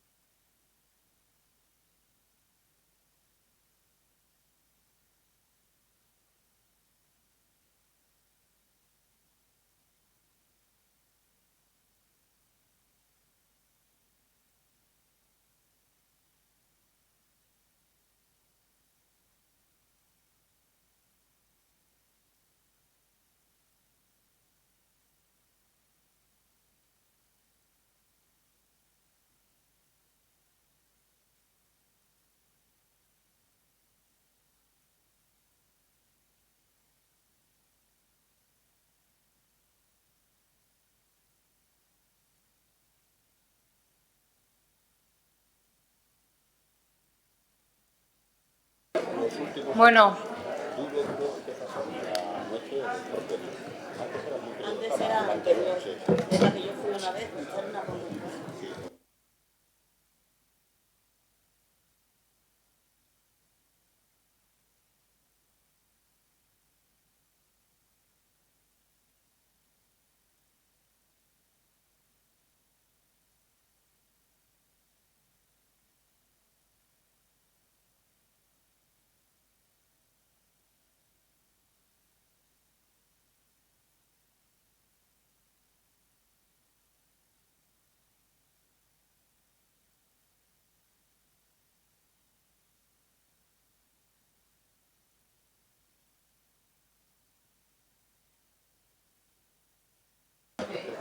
bueno, hasiko gara. Mesedez. Hasiko gara, bai? A ber, nondik hasiko gara? Hemendik hasiko gara. Sí, tu primera. Bai, zua zaitezke, aurrera. Esan bezala, 7 minutu dituzue parte hartzeko. Bitzan da ditugu. Jakin dezazuen besterik gabe nola funtzionatzen duen honek. Eta udal funtzionamendua nolakoa den. Bai, guztira 7 minutu dituzu, galdera egiteko edo planteamendua egiteko. Zuk galdera egiten duzu, nik erantzuten dut, eta gero beste 2 minutu dituzu erreplikarako. Beraz, guztira 7, 5 eta gero 2. Con todas las intervenciones. Gauza bera egiten dut, eskuartze guztiekin neurtzen dut denbora, eta bukatzen denean, esango dizut denbora gortu dela. Muy bien. Pues nada, buenos días, señora. Egunon, alkate anderea eta udalbatzako kide guztioi. Izena esan mesedez, bai, banoa izena esatera. Derecho, me llamo Esperanza Saldaña. Esperanza Saldaña naiz eta Getxoko herritarra naiz. Bueno, Eskerrik asko. soy vecina de Getxo y vivo Getxoko herritarra naiz eta areetan bizi naiz zehazki. Publikoki salatu nahi dut eta jakinarazi nahi dut erabat abandonatuta daudela Txurruka kaiko eta aretako kaiko lorategiak. Egoera ez da berria. Urteak daramatzagu mantentze lanen faltaren egoeraren ondorioak pairatzen. Etengabe kezatu gara, baina hala eta guztiz ere ez zaie eraginkortasunez erantzun. Mantentze lanaren gabeziak eragiten dio Getxo osoari. Parterreak belar txarrez beteta daude, eskiak ez daude moztuta eta oro har, lorategiak deskuidatuta daude eta basoak dira. Ilunak eta itzalpekoak. Horrela, eskutatzen dituzte etxebizitzak eta farolak. Eta gainera, desproportzio bisuala begibistakoa da hiri ingurunearekin. Kaiak aipatu ditut, baina horrez gain, San Ignazioko parkea dago, hemen gertu dagoena, Maria Kristinako parkea, Ausategi, Oriol parkea, Zugasarte. Jakin nahiko genuke, zergatik utzi zaion inausteari, batez ere itsasoari begira dauden guneetan. Eta hori da adibidez, Saretako kaiaren kasua. Inaustea ez da aukera bat baizik eta udalaren bete beharra. Segurtasunagatik, estetikagatik eta saneatzeagatik zuhaitzak. Gaur egun, platano gehienek ongoak dituzte eta gaixotuta daude. Eta pulko itzuria deritzona daukate. Zuhaitzak hasten ari dira kontrolik gabe eta horrek ez du itzal gehiagorik ematen. Arriskua, desordena eragiten ditu eta ematen du horrela iringurunea abandonatuta dagoela. Hala, aretako kaiko zuhaitzak platanoak dira, azkara hasten direnak. Ez inaustearen ondorioak hauek dira auzokideentzat. Segurtasun arriskuak ditugu lehenik eta behin.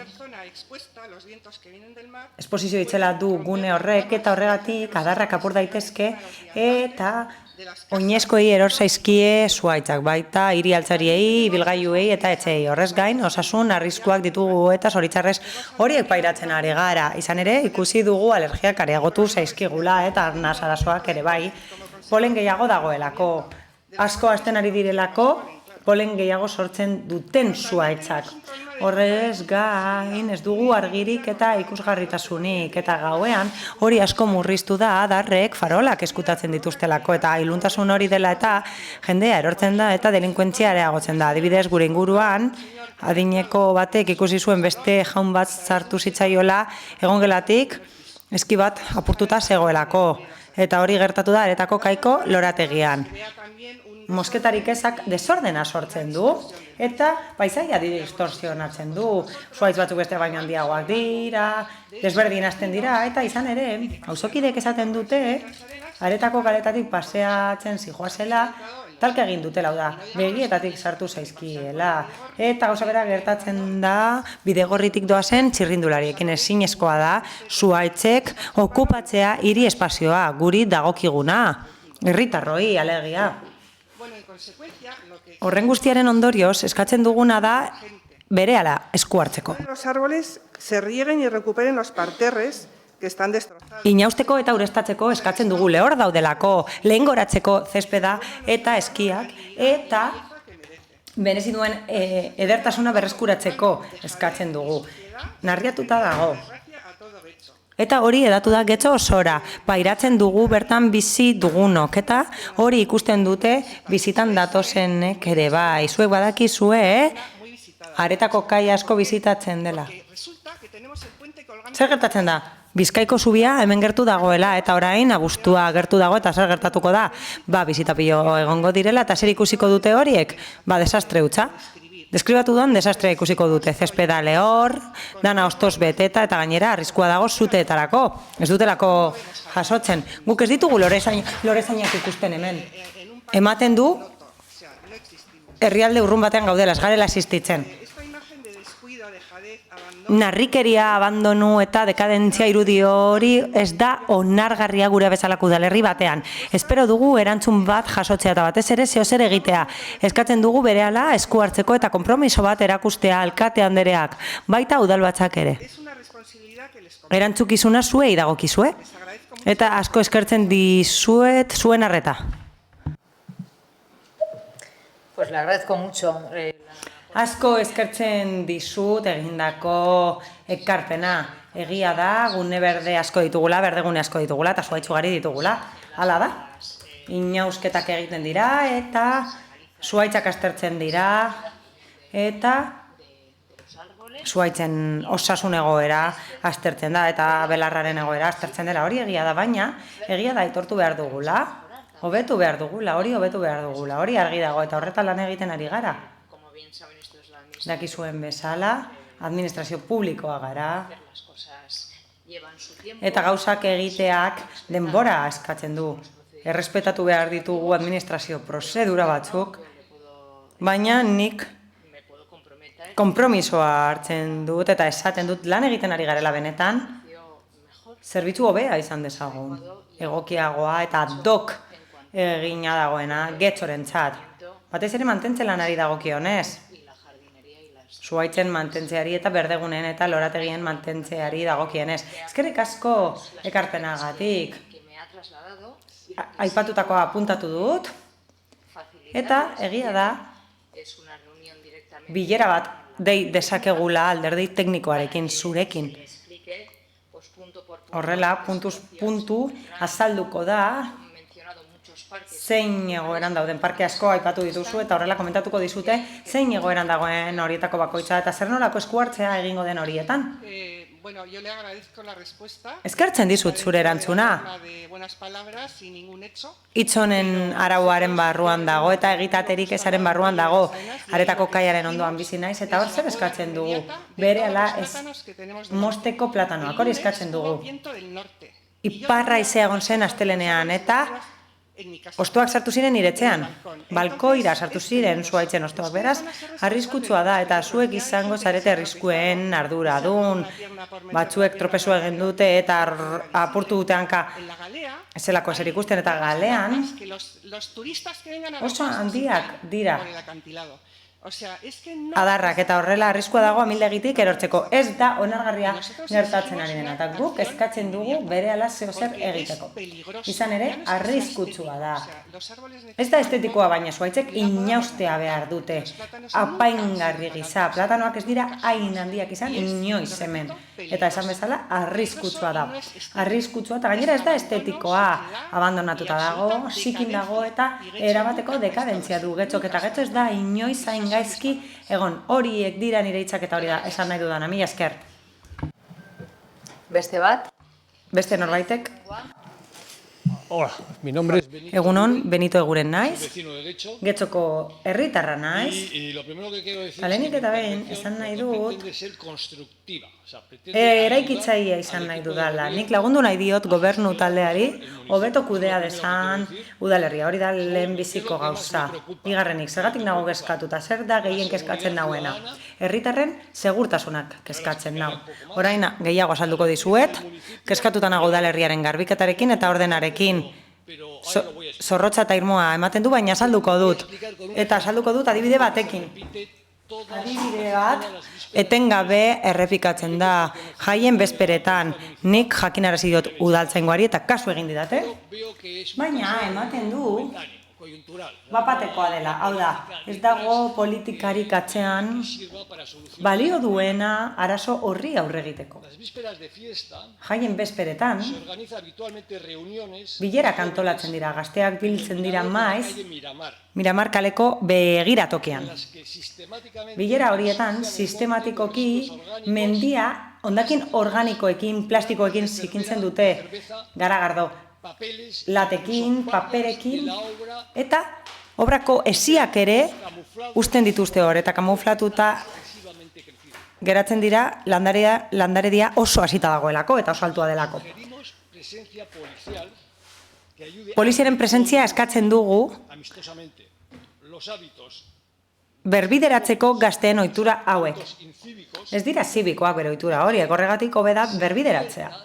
Eta ondo legoke ohartaraztea.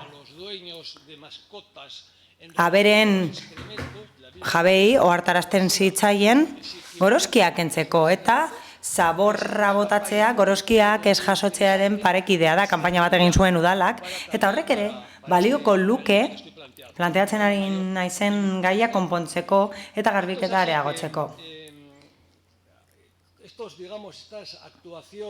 Jarduketa hauek zaintzen ez badira, errespetu handitzen dira, areagotzen dira, eta zer gertatu da. Nik uste dut zuek badakizuela zer gertatzen den. Hala, Miramar kaleko obra, 16. zenbakian, egin zen, eta jende honek sute bat eragin zuen, eta zuhiltzaileak esku hartu behar izan zuten, baita udaltzaingoak eta ertzaintzak ere, duela pare bat hilabete gutxi gora bera, ez duela asko beraz, nik uste dut arrazoi horiek nahikoak direla, modu erregularrean zaintzeko, besterik gabe. Eta kanpainarik egiten ez bada, ad hoc propaganda egiteko udalaren aldetik gazte hauek esteko, ematen duelako ez daudela oso ezituta zibismoan, ondo legoke behintzat eskudunek ikusaraztea paperontziak daudela, zaborra botatzeko. Paperontziak daude horretarako, eta hori begibistakoa dela ematen du, eta dontakeria dela ematen du, baina ez da. Izan ere, mezu bat bidaltzen ari gara, eta zer esaten ari gara. Gauzak ondo egin behar direla, hori helarazten ari gara, udalak eskatuta dagoela, ongi komuna bermatzeko herritar guztiei. Mendia denona da, zikintzen dutenena ere bai, baina ematen du ez dakitela edo ez dutela horrela ulertzen. Beraz, niretzat daude bi gauza garrantzitu esagandakoaren arira. Lehenik eta behin, segimendua, ordena publikoa mantentzen dela ikusteko, eta ohartaraztea arau batzuk urratzen badira, arau zibikoak, lehenik eta behin, ohartarazpena, azalduz, zer egin den abereekin, hori mundu guztiak daki eta ulertzen du gainera, eta gero badago beste kontu bat. Nik urte asko daramatzat hemen bizitzen, aurreko pertsonak esan duen guztia, hala da. Lorategi guztiak, mendi guztiak, valga la expresión, fuera de control. ¿no? Fuera de Kontrolik gabe daude, eta hori ez da ona, ez udalaren irudirako, ez udalerriaren irudirako, oroar, ez herritarrentzat orokorrean. Eta hori da nik esan nahi nuena, besterik gabe, mila esker. Gracias. Eskerrik asko. Bai, apuntatu dut esandakoa, bai, kontuan hartuko ditut zuk egindako ekarpenak, noski, eta bai, herritarren segurtasuna lantzen dugu, hurbileko polizia daukagu, gure polizia kalean dago, gure poliziak zaintzen dugu gertatzen den guztia, gure kaleetan gertatzen den guztia begiratzen du, zaintzen du, eta alik eta azkarren esku hartzen du gainera. Hala eta guztiz ere, zuk zibismoa eta eziketa aipatu dituzu. Udaletik. Eta ados nago zurekin, bai. Udaletik kanpainak egin ditzakegu, eta nola ez, apuntatu dut kanpainak, bai, zergatik ez ditugu egingo. Ideia ona da. Baina nik uste dut zibismoa eta eziketa ez direla soilik agintarion eskumena, eta ez da soilik udalaren eskumena. Ez hori ze, eziketa eta zibismoa hasten dira lantzen etxeetan, edo hala izan beharko litzateke, familietan hasi behar da lantzen zibismoa. Baita eziketa ere, udalak kanpainak egin ditzake, eta egon daiteke, eta noski gogoraraz ditzake araudiak, eta gogoraraz dezake zer gertatzen den araudia urratzekotan, eta horren ondorioz jardun, baina zibismoa eta eziketa etxeko gaiak dira. Gizarte bezala dagokigu hori egitea, komunitate bezala, eta kasu honetan getxostar bezala dagokigu lan hori egitea, eta denoi dagokigu hori egitea, eta zentzu horretan, lan hori, lankidetzan egin behar da, elkarlanean familiekin asko eskertzen dizkizut zure ekarpenak. Besterik gabe esan nahiko nuke, eta ez dut berriro esango, adibide hori jarri duela, eta ohikoa dela. Jai bezpera guztietan gertatzen da. Beraz, hori errutina batekin konpon liteke. Udaltzaingoak buelta bat eman lezake, bezperetan, sortziretan, bertatik egiten dute, besterik gabe, eskerrik asko. Hurrengoa, mesedez. Bueno, yo soy Miriam Jauri Turriaga. Egunon? Bájese el micrófono un poquito. Jaitzi mikrofono apur bat, mesedez? Bai, Miriam Jauregi Turriaga naiz, vecina de Getxo de toda la vida. Getxon bizi izan naiz betidanik. Eta he observado como todo el pueblo, ikusi dut, municipio, ha ido deteriorando. Herri osoa, udalerri osoan arreatu dela, batez ere azkenengo urteotan. Berdeguneak, Que tenemos ugariak dira, berdegune natural asko ditugu, eta beti egon dira Getxon, eta gaur egun matorralak dira, gaztelaneaz esaten den bezala, eta barkatu adierazpena, agian gogorra emango du, baina zaguak ere daude hor. Gaur bertan, goizean, paseo bat eman dut, Usategitik, Usategiko parke ospetsutik ibilbide bat egin dut, Arriguna garaino, eta gure txakurra baino arratoi handiagoa ikusi dugu, baina hori ohikoa da, maiz gertatzen da, egunero ikus daiteke egoera hau. Hau aipatzen da eta ez banaka, ez hori ze. Auzokideen bileretan ere aipatzen da gai hau da, mundu guztiak ikusten ditu arratoiak, zaguak. Eta, esan bezala, landaredia asko hasi da. Hor,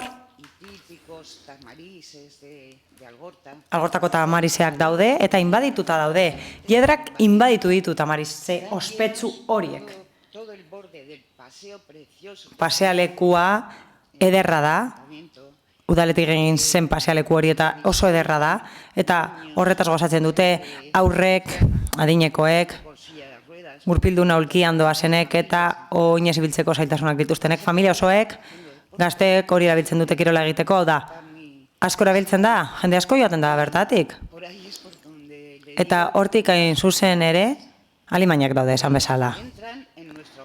Gure garajeetara sartzen dira. Eta laburitze egin nahi dut, baina zehatz. Usategiko parkea aizialdirako gune bat da, gozamenerako gune bat da, eta oso ospetsua. algo hortako betiko gune ospetsua izan da, eta orain pasealeku bat hau da, igarobide bat da, ez dago aukerarik bankuetan jesartzeko bez, hortigak daudelako. Beraz, orain ezin da bertan egon. Eta igarotzeko gune bat besterik ez da gaur egun. Pasealeku horrek jarraitzen du Arrigunagako hondartzaraino, eta hori dago nire etxe ondoan. Eta ondo ikusten dut, ondo zagutzen dut. Zelai bat dago, bi zelai daude. Batetik bide zidorra egiten da, gurutzatzen da, eta bidea murrizten da, eta zelai hori esen soilik hondartzara joateko. Zelai horretan jendea botatzen zen eguzkia hartzera, eta betidanik osatu dute horretaz auzokideek. Orain erabat ezinezkoa da horretaz gozatzea, zelai horretaz, sugeak daudelako, eta beste animaliatxo batzuk daudelako hortik, lasai-lasai. Arrigunagako hondartza lehen, berdegune itzela zen, inguruko berdegunea zoragarria zen, eta gozamenerako gune ederra zen, eta orain, gune arriskutsua da, eta ondo azpimarratu nahi dut hori arriskutsua da. Gure inguruko gune arriskutsu bat bilakatu da. Izan ere?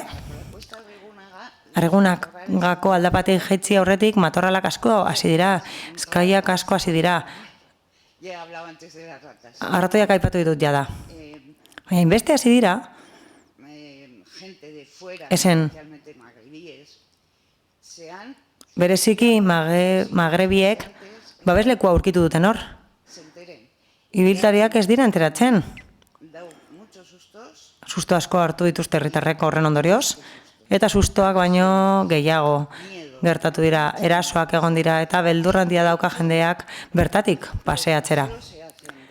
Jendeak paseoak egiten ditu, ibilbideak egiten ditu goizeko 7:00-tatik, jendeari gustatzen zaiolako hortik paseatzea, eta gauer arte, ja ez. Orain ez dago aukerarik hori egiteko, ordutegi hori ez da erabiltzen. Arratsaldeko 7:00-tatik jendeak usten dio paseatzeari hortik. Zergatik izango ote da. Eta gero jarraituko nuke eta bukatuko nuke galea aipatuz. Nire etxetik oso hurbil dago galea, la galea, eta ezin da bertatik igaro. Berdegunetik eta lurgunetik ezin da pasatu. Ertzetatik ezin da igaro. Beti gozatu dute herritarrek gune horretaz, batez ere gazteek gozatu dute horretaz, aurrek gozatu dute horretaz, eta gaur egun belarrak altuera honetara heltzen dira, belartxarrak heltzen dira altuera itzel batera eta animaliak daude, kaltegarriak izan daitezkeenak, noski. Orain ez dago modurik sartzeko, arriskua dagoelako, ni ez naiz amildegira hurbiltzen begiratzera, baina nire garaian egiten nuen, eta orain gazteek egiten dute, arriskua argia dago.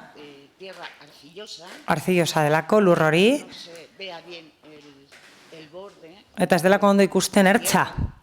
Lurraren ertza ez da ondo ikusten, ez da ondo zehazten amildegiaren ertza, eta hori nik ikusten dut paseatzen dudanean. Beraz, erabat murriztu da gozamena. Gune horretaz gozatzeko aukera asko murriztu da, getxo maite honetan, eta asko areagotu da arriskua. Eskerrik asko entzuteagatik, mi esker. Yo creo que le puedo contestar en la que ya ha contestado. Bueno, nik uste dut erantzuta geratu dela, berdegunen kontu hori, zuaitzena horretan ari gara, eta espero dugu erantzuna emateko moduan egotea albezain pronto. Yo me he estado centrando en... Ni Usategi eremuan zentratzen naiz, ez areetan. Esan dizut,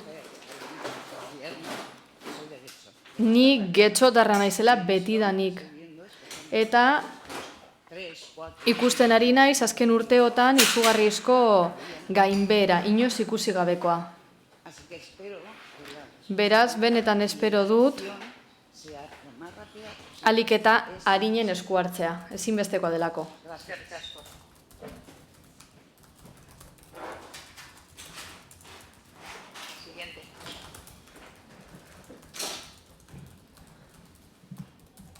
Hola, buenos días.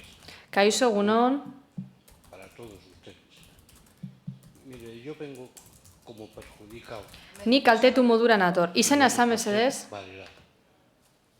Jose Barela naiz, Alpasotan bizi naiz, eta arratoien inbazioaren kaltetua naiz. Bertan amildegi txiki bat dago, bertan sastrakaz beteta dago, arratoiz beteta, eta ezinezkoa da, aixe guztia, ez dakiz zeren arazoa den, portuarena, udalarena, baina uste dudana da norbaitek irtenbidea bilatu behar duela. Hay otra cosa. De vez en cuando Baina noizbehinka bizilagunen bat pegar fuego en la zona. O sea, bizilagunen bat bertatik pasa behar da matarratasarekin. Nik ez dut ikusten oso ondo dagoenik. Niretzat irtenbide radikal bat ez da egokiena. Urtero egoten dira, zuteak, eta gainera sastrake behia pasealekoa inbaditzen dute. Barkatu baian ikuste dut gehiago merezi dugula. Zuengan jartzen dugu konfiantza.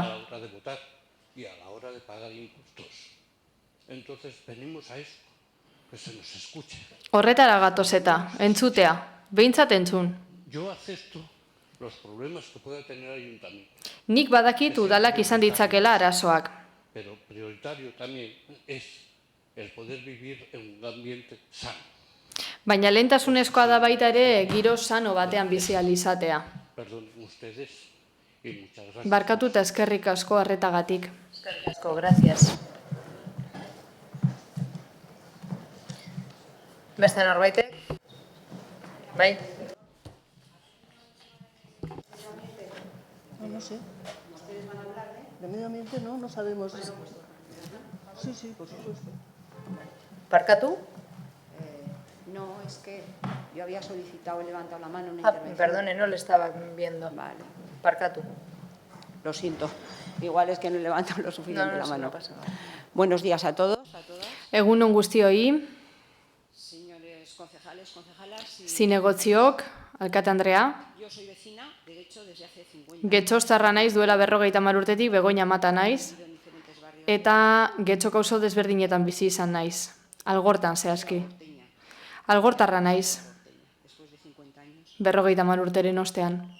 Me he planteado mucho el motivo de esta intervención. Askotan planteatu dut zertaitik hitz egingo dudan, baina uste dut iritsi dela momentu bat non benetan gertatzen ari dena transmititu behar dela, parkeen kontuarekin, zuhaitzen kontuarekin, naturaren kontuarekin, izan ere zaindu behar dugu. Porque si no cuidamos la naturaleza, Natura zaintzen ez badugu, nos cuida a nosotros. naturak ez gaitugu zainduko. Esto es así. Hori horrela da. El espejo. Ispiluaren legea da. Se comporta bien con nosotros, o se Norbait gurekin esteanean ondo partatzen edo gaizki egiten digunean, erantzuna ere horrelakoa izaten da gure partetik. no hay un feedback positivo. Ez dago feedback positiboa. Horregatik gaurkoan transmititu nahi dudana, saiatuko naiz labur esaten modu eskematikoan, da Ser constructiva. eraikitzailea izatea eta zerbait eskaintzea, ez da, Si consigo aportar algo ea lortzen dudan. para mejorar, Horrela, ea hobetzen dugun, considero que está francamente desastroso. oso gaizki dagoena Hay más konpontzea. cosas, pero en esas no voy a entrar, no es motivo. Estoy aquí para trasladar una preocupación. Hemenago kezka sakon baten berri emateko. Eta ez da estetikoa edo funtzionala bakarrik psikologikoa eta ingurumenekoa ere bai.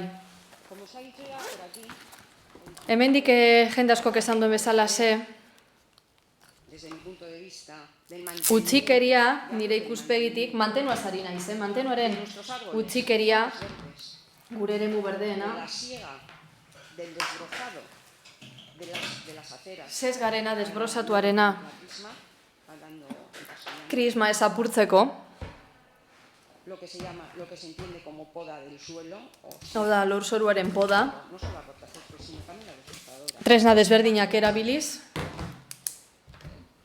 Teniendo un mantenimiento adecuado de nuestros árboles, gure zuhaitzen mantenu egokia egin behar dugu, parkeak zaindu, begiralekuak, pasealekuak. no me voy a reiterar porque creo que ya han dicho aquí, y que Ez naiz errepikatuko uste dolako jedamen esan dela. hincapié al impacto psicológico. Nik argi utzi nahi du zer nolako eragin psikologikoa dakarren horrelako udalerri batek. Zuhaitzekin, lorekin. Tal y como está en estos momentos. Momentu honetan gurea behintzat nola dagoen ikusita. ¿Se han preguntado alguna vez por qué los hospitales psiquiátricos? Si te sé, no hay ningún. Ez dakit noiz bai zuen buruari galdetu diozuen zergatik ospitale psikiatrikoak dauden hain ondo zainduta. Zergatik izango ote da? Zue badakizue? Nik esango dizuet? ¿Saben por qué? Porque Badakizue zergatik den? Natura antolatuta dagoenean, zuhaitzak ondo zainduta daudenean, kariñoarekin, abonua ondo emanda, hasten dira askatasunez, baina kontu handiz.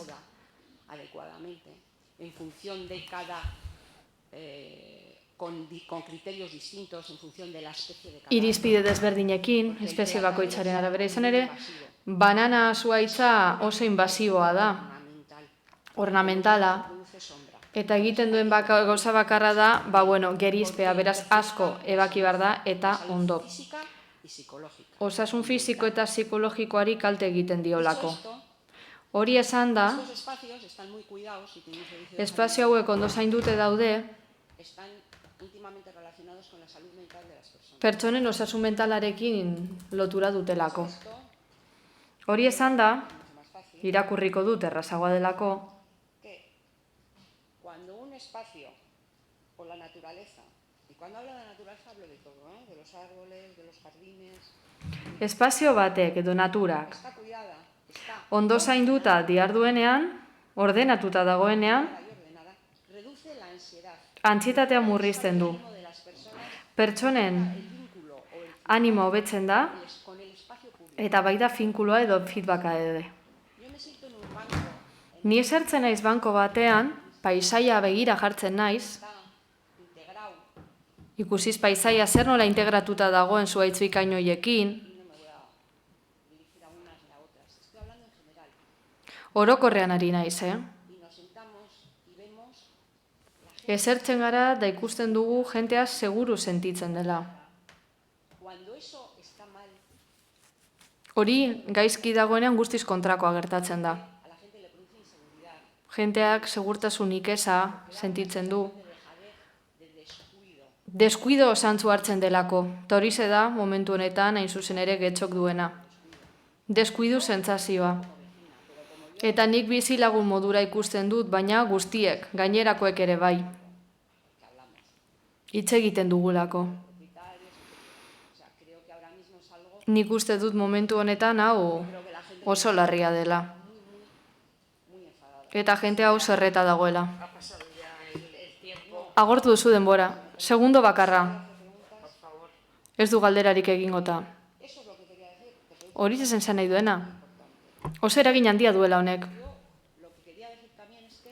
Horrez gain, sastrakak eskentzeak kalteak dakartza. Haur eta nagusiei eta mugikortasun urriko pertsonei eragiten die. Bizibilitatea ezinbestekoa da. Eta askotariko kakak eskuta ditzakete sastrakek. Ez da ikusten, zer dagoen azpian. Arratoiak ager daitezke.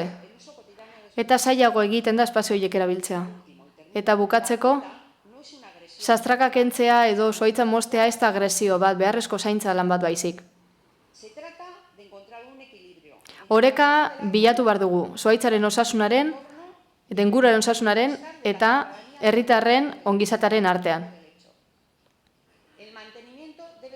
Mantenimentua arrazionala eta respetugarri izan behar da, baita profesionala ere. Beraz, udalari esaten diot presaz, eta epe labur eta ertainera begira esku hartzeko. Helburu horiek hobeto lortzeko izan ere, ni nire buruari galdetzen diot, ze mezu ematen ari gara publikoa den hori kudeatzearen inguruan. Ikusita nola dauden lekuak. Eta azkenik, natura... Ez da galdera, señora alcaldesa. La naturaleza no necesita que nos olvidemos de ella. Naturak ez du behar ahaztea. Nik uste dut ideiak argi dagoela. Natura ondo zaindu beharra dago. Horixe da gure helburua. Nik uste dut helburu partekatua dela gainera. Eskerrik asko minutu bageiago guztagatik. Ezinbestekoa da hausnarketa hau egitea. Goazen hurrengo pertsonei hitza ematera. Zain dirata.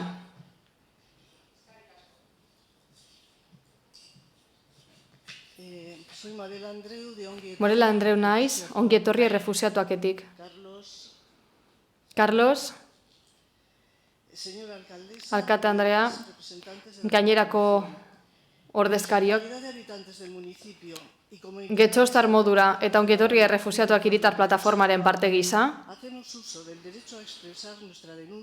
Gure salaketa publiko egiteko eskubidea baliatu nahi dugu, udaltzaingoak egindakoa salatzeko. Kalean biziren pertsona migratuei egindakoa salatu nahi dugu. Hainbatetan gazte batzuk ezinbestean kalean modu prekarioan bizi direnak, asentamentu txikietan, Getxo kanpoaldeko basoetan, desalojatu egin dituzte askotariko arrazoiak emanez. Beti ere arriskuetatik salbatzeko dela esanez.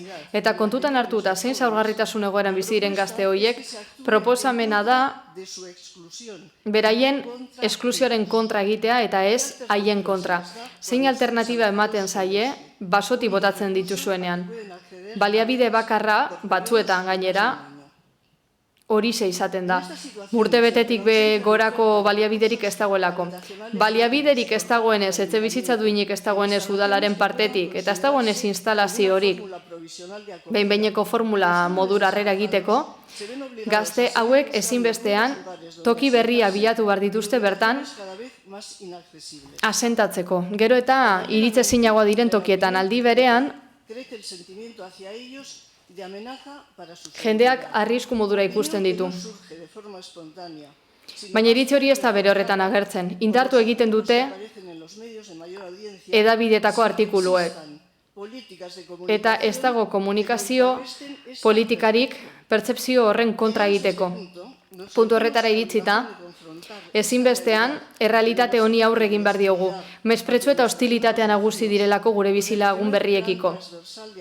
Hala, lehenengo zeharkako harrera plana nahi dugu pertsona migratu eta errefusiatuentzat. Gizarte kohesio arloak egin zuen Getxon 2023-2026 egintzaldirako. Eta lan honetan, guk ere gure ekarpena egin genuen, eta 7. puntuan, 2. atalean, etxebizitzaren afera agertzen da, eta helburuen artean agertzen da pertsona migratu eta errefusiatuei laguntza eman behar zaiela etxebizitza duina lortzeko. Egoera dramatikoan bizi dira Getxoko migratu gazteak, eta gure galdera da zer egin da benetan puntu horri dagokionez 2 urteetan. Badakigu integrazio ibilbide batean dauden gazteek egindako lanari esker, dituztela 40 bat ostatu eskuragarri. Zifra hori hala ere ez da nahikoa. Kontutan izan da, zenbat pertsona ditugun erroldatuta 200. Ezinbestean, txabolista berri bihurtu behar dute.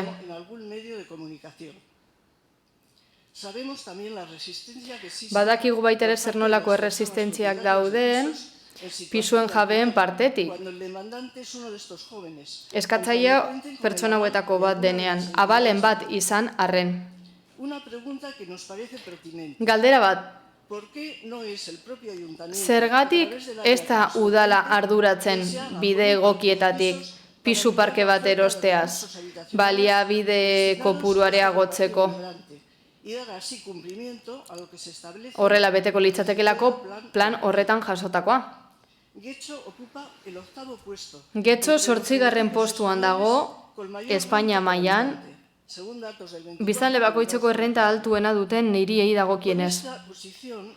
Hala izanik, ez da erraza sinestea baliabide falta dagoela. de la ausencia de políticas que den Ez dago politikarik arazo hori erantzuna emateko, eta ez da lehentasun ordena politikoan. Se podrían arbitrar otras muchas medidas, como Beste neurri asko eman daitezke badakizue, baina gure asmoa ez da ona udal arazoa konpontzera etortzea, baizik eta horiek konpontzea eskatzea. Arazo honen beste muturrean zera dago, herritarrek, etxostarrek ze pertzepzio duten bizilagun berri hauen inguruan. Paradoxikoa da. Izan ere, familien historietan eskarbatuz gero, ziurrenik aurkituko dugu arbasoren bat Ameriketara joan zena.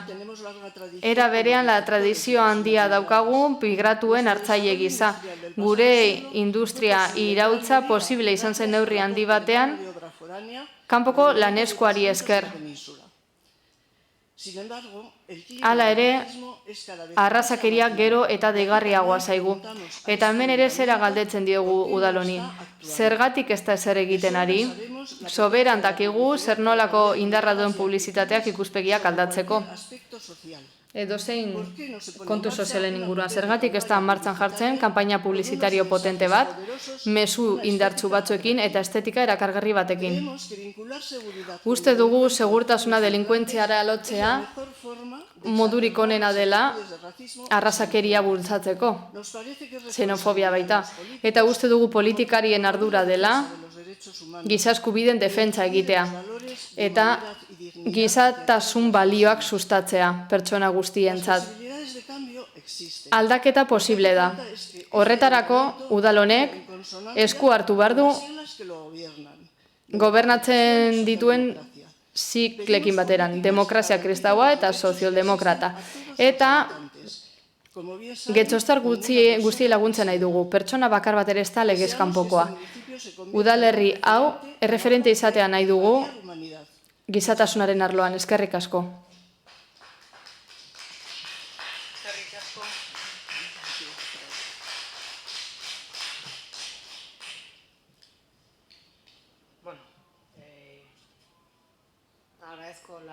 Eskerrik asko irakurketagatik. Badakigu kontu serioa dela, badakigu komplikatua dela, baina esan diezazuket guk migrazio antolatua, erregularra eta segurua behar dugula. Eta integratu behar dugu lanaren bitartez. Harrera planak bai, baina politika eta laneratze proiektuen bitartez baita ere horren bestez getxon ez da horrelako asentamendurik. Albidetuko berriro diot, migrazio ordenatu, regular eta segurua nahi dugu, integratuko dena lanaren bitartez. Eta horretan ari gara, horretan dihardu getxoko udalak, modu serio, ordenatuan, hirugarren sektoreko hainbat erakunderekin, lankidetzan eta lan mailetan. Esan dezakedana da oso kontu serioa dela, mereziduen bezala landu behar dela, eta ez garela populismoetan eta demagogietan erori behar, hori oso erraza data. Beraz, berriro diot, migrazio antolatu erregular eta segurua nahi dugu. Lanaren bitartez integratua, eta horretan ari gara, eskerrik asko.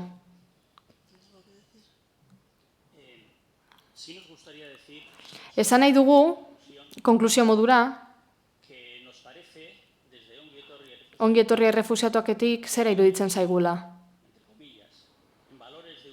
Gizatasun balietan inbertitzea, duintasunan inbertitzea, gizarte kohesionatuagoa lortzea dela, justuagoa guztientzat. Populismoaren errealitatea ez dator bat 100 gazte baino goiago egotearekin duintasunik gabe bizitzen, eta administrazioen ardura da horri erantzuna ematea. Bizilaguna dira. Eskerrik asko.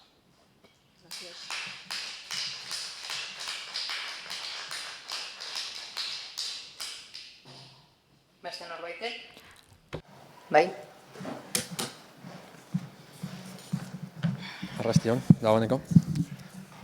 Asier Ramuzpe, baina ez Barkatu. Asier Ramuzpe, baina ez nator nire izenean. Egun sentia aurreskolaren batzordeko gurasoen elkarteko ordezkaria naiz, eta hezitzaileen izenean ere banator. Aurren eskolen elkartea esan duzu? Ez, egun sentia aurreskola, Getxoko aurreskola publikoaren izenean. Bai. Bueno, alkate Andrea eta alkate orde. Erizaina? Barkatu? Ez ez dizut ondo entzun, Bai. nahiz dena batera egiten. Esan diazu egun sentiatik zatu Egun zuela. sentia aurreskola, gurasoen elkarteko, gurasoen ordezkaria. Gurasoen ordezkari. Bai, egon nintzen aurreskolako batzarrean hemengo zinegotziarekin, hezkuntza zinegotziarekin, baina uste dugu han planteatzen diren eta aurreskolak arrastatzen dituen arazo batzuk, plenola ekarri bar genituela, guztion jakinean. Ederto. Vale, ados. Mila esker ditza ematearren. Bi gai aurkeztuko ditut gaur, bat aurreskolaren inguruan eta beste bat familien arazoen inguruan. Joango lehenengo aurreskolaren asuntuela. Aurrekariak pixkat jartzearren eta guztiak informatzearren, aurreskola 2010ean sortu zen, udalak egin zuen 400.000 euroko inbertsio baten ostean. San Ignacio eskola ondoan palean dagoen eskolako eraikin bate utzi zitzaion eta adaptazioa egin zen aurrak hartzeko. 180 metro kuadroko patio bat dauka, ez dagoena estalia, dena zementuzkoa. Aurreskolen araudiaren arabera, olako kapazitatea daukan aurreskola batek izan beharko lituzke gutxienez 150 metro. Hau da, ez gaude sobera gainetik. 50 metro gainetik besterik ez. Aurreskolak ematen ditu 84 plaza, hau da, hartatzen ditu Getxoko 80 familia gutxienez, eta Bizkaiko handiena da. Beraz, ongi. 0 bat urte bitarteko 4 gela ditu, 8 ume bakoitzak, eta 2 bat zikloan 4 gela ditu, 13 ume bakoitzak hartu ditzazkenak normatibaren arabera, 52 ume hauetan. Orduan, Getxo bezalako udalerri baten dako, plazak biztanleko ratio hori guk daukagu, Getxok dauka, EAEko bigarren basuena. Bigarren basuena bakarrik, Barakaldo dago udal plaza eskaintzaren azpitik biztanle kopuruarekiko. Bizkat kontekstuan jartzearen, lehen esan du jendea, ni bertakoa naiz ez dakit, ez naiz hemen sortua, jendea gutxi heldu nintzen, baina badakin nolakoak diren beste egoera batzuk. Orduan, nire herrian, Iruñean, 15 aurreskola publiko, 0-3 zikloa bermatzen. 1000 plaza baino gehiago. Iruñeak ditu, Getxok baino 3 aldiz biztanle gehiago besterik ez. Orduan, ratio horretan bastante eskas. Badakit gainera, Romoko aurreskolan, Romoko aurreskola berehala, lanetan daudela irekitzeko eta, badagoela lan atzetik, baina, oraindik, badago zer egiteko. Orduen, arazoak. Joango naiz kritikoenetatik, eskasenetara, zetan gero, bakigu nolako den asuntua, eta egin dugu, eskatu zen hirugarrena, ez kritikoena, beroa. Aurreskolari jotzen dio egoekiak, orduan badago aurreskolaren parte bat, egun guztiak eguzkia jotzen duena.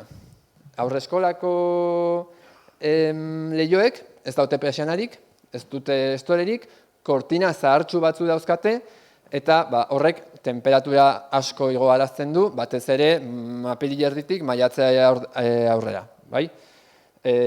Umeak izerditan, ume oso txikiak, guk helduok badugu kapazitatea esateko egarri garela edo galdu dugula, galdea pixkat zentzorretan izerditzen, baina umeek ez. Orduen horrek arazoak suposatzen ditu, zetan gainera siesta botatzeko gelak daude ere beroa jotzen duen aldean, eta maiatzetik aurrera gurasook umeak jasotzean, aurkitzen ditugu hezitzaile guztiak eta umeak pasilloan. Niri hasierako egunetan, pasilloan daude jolasten ez dakitzer, baina jagun batean, zergatik zaudete pasilloan, gelak soberan handiak badin badira, eta jostailoak barruan bade, eske sartu gelara, eta kiston labetza. 30 altutik gora egunero. Orduen, zera hau, iruditzen zaigu dela, bastante kritikoa. Orduen, bigarren arazoa. Patioa. Zementua osotasunean. Ekarrik zizuet adibide batzuk, Alboko udalerritako patioak nolakoak diren ikusteko. Plentziako aurreskola, patio maravillosoa. Gorrizeko aurreskola, Lorategi eta guzti. Urrutiagoko batzuk ere, Urretxuko aurreskola, zinema. ortodoxoa da zuei pasatzea ikusitza zuen, A ber, nik eske ja, 4 minutura Bai, daramazu, orduan, nik bukatuko dut. proposatzen dizutena da, juntzaitez harira, mesedez, Bai. eta gero, bai, Horren, egingo patioa. dugu, hobeena da, bilera bat egitea, Bai. eta bilera batean, bai, dokumentazioa ekarri, hitz egiten dugu gauza konkretuetaz, eta horrela, Bukatuko dut. erantzun konkretuak ere halko ditugu eman, bai? bukatuko Baina nik dut. uste dut, zebestela, denbora bukatuko dut, zeegan benetan. nengo zara. Hirugarren arazoa da, sikagailu bat. Honek lotxa ematen dit eskatzea, baina umeek pisatzen dute, pisa egiten dute gainean, eta sikagailu bat behar da. Ez du partzuergoak jartzen, ez du udalak jartzen, eta azkenean, 80 familia, 400 euro balio dituen... Arropa sikatzeko. Bai, 400 euro balio dituen sikagailu bat gabe. Vale. Horren, bueno, zeintzuk izan daitezke soluzioen kostua? Ez dut eskatzen aire gilotua jartzea edo sate fatxada bat jartzea, baizik eta leioetan persianak jartzea, igual gainera bakarrik egola ematen duen aldean izan daiteke, edo estore batzuekin nahikoa izango da, horrek ez du suposatzen 3.000 euro baino gehiagoko gastua. Kautxozko zorua patioan, edo patioa estaltzea, hori aurrekontuetako gauza bat, orduen hemen eskatzen zaila alderdi guztiei mesedez esfortzu hori egiteko, rotasuna sordezaken aurreskola bat izateko, eta ez orain daukaguna. Eta horrekin bukatu dut aurreskolako asuntua. Gurasoena egoera. Jakingo dutzuenez, akaso, klaseak uztailaren 3 arte luzatzen dira aurreskolan, eta gero lanean gabiltzan gurasok, ez daukagu aukerarik, 2 urteko umeak, aisialdi aukeretara apuntatzeko. Zetan hemen egoten diren eskaintza publikoak, 3-4 urtetik aurrera, 5 urtetik aurrera entzun dut, ofertatzen dela. Orduan, hemen dago kontziliazioaren arazo bastante fuerte bat, gurasoak salduta gaude, batez ere hemengo familiarrak ez ditugunok, badire kasu, haunitz. Eta, eskatzen zaizue, mesedez, aldotzuena zentzu horretan lan egitea, posible bada, ez urte honetarako, urrengorako, ez dakit, arazoren bat dagoen honekin. Eta hori sebera, mila esker. Ados, eskerrik asko, zure ekarpenangatik, esan dizudan bezala lehenik eta behin, bilera bat egingo dugu gauza horiek ondo aztertzeko, baina esan didate orain nola gauza oso konkretuak aipatu dituzun, aurreskolari dagokionez, getxon 2 aurreskola izango ditugu, badakizu Romokoa esku hartzen ari gerala Romoko aurreskolan, eta hor zentzu horretan eguneratutako aurreskola bat izango da. Bere araudi berri guztiak, bai segurtasunari dagokionez, baita ingurugiroari dagokionez, baita efizientzia energetikoari dagokionez, beteko ditu baldintza guzti horiek, ezta? Eta instalazioak berriak izango dituzte, hori alde batetik. Beste alde batetik, bai esan didate, zuk egin dituzun eskari pare horretan, kortinako, estoreak edo kortinak jartzear daudela, eta sikagailuakin ere lanean ari direla. Gero, belar artifizialak eta hori beste gauza bat da. Badakizu, belar artifiziala, depende eta ze belar berotzen da zementoa baino gehiago, orduan kontu zeuki behar da. Eta hor, azterketak egingo dira, patio hori nola zer egin daiteke. Egon daitezke beste aukera batzu, kautxoa, jarrintxoak. Nik uste dut bilatu daitezkela, ezta? Eta gero, aizialdi aukerak komentatzen zen duen. Aizialdi aukerak egia da, guk adin batetik aurrerako aizialdi aukerak ematen ditugula, kontziliazio arazoak ere egon daitezkela, hainbat eta hainbat familiatan, eta gaiari heltzea ez da hain errazaz, berez ere bai horren ardura printzipioz, eskolan egiteko eta horren ardura printzipioz bai gobernuak izango luke, zuk aipatu duzun hezkuntza patzuergoak, ezta? Haurrezkuntzan patzuergoak orduan horrere, bilatu beharko genitun, edo behar badazubek badituzute alternatibak edo aportazioak egiteko, eta horrere lan egin dezakegu ikusiz, nik orain ez daukatola soluzio bide bat eta irten bide zuzena orain emaiteko, baina nik horrela egingo nuke, bai eskaintzen dizut bilera bat, beste auzokidei ere bilera eskaini diedan bezala, eta, bueno, hortik aurrera guatzen saiatzea lan egitea, baina bai, aurreskola Romokoa abian dago, eta bai, esan didate orain bertan, egin dituzun eskariak lehengo egunean ere bai, batzordean egin zirela eskari berdinak, eta ja ari dirala, eskertzeko da. Horretan lantzen. Batzuetan jasotzen dira nahiko erantzun politikoak, ez? Como lanean gaude, ez dago dirurik, horregatik etorri gara ona, zetan batzuetan, bilkura osoak ez dauka proiektu hori edo irudi hori, eta gero aurrekontuetan erabaki behar dagoelago, zenbat diru jarri. Eske nik askotan esan ulertzen dut, esaten dugunean lanean gaude, eske lanean gaude, egia da, prozesu administratiboak daudela tartean, horrela izan behar duelako, eta, epe batzuk bete behar diralako, eta guk politikoki batzutan nahiko genuke azkarrago, nahiko genituzke azkarrago egin gauzak, baina, ezinezkoa da, eta nik uste dut, zentzu horretan, langile finak ditugula gure udalean, eta ondo aritzen dira, eta beraiekin elkarlanean proiektuak ateratzen ditugu. Eta ulertzen da, eskala ezberdinak daudela, eta patio berri bat jartzea ez dela estore batzuk, edo sikagailu bat erostea ez dela, baina hori batzuetan ona etortzea sikagailu baten eskean, hemen guztio jartzen dugu txurapiko batean 20 euro, eta urrengo egunean gauzia 80 familia sikagailua ekin, orden. Badakit. Hori da. Bai, horregatik, existitzen dira elkarteak, auzokideak, enpresak eta erakunde publikoak, guk erakunde publiko bezala, garantiak eskaini behar ditugu, eta batez ere garantia orokorrak, ez? Ezin dugu bakarkakoen lana egin. Bai. Oso ongi mila esker honit. Zuri. Horrengo arte. Eskerrik asko zuri. Beste norbaitek? Beraz, amaitutzat emango dugu Uztaileko udal batzarra, eskerrak ematen dizuet guztioi etortzagatik, agradezko que hayáis venido, que hayáis hecho... Eskerrik asko etortzagatik, zuen ekarpenak egitagatik. Ez gera ikusten irailean hasiko gera berriro, udal batzarren ritmoarekin, eta ondo pasa uda guztiok, que paséis un buen verano. Eskerrik asko.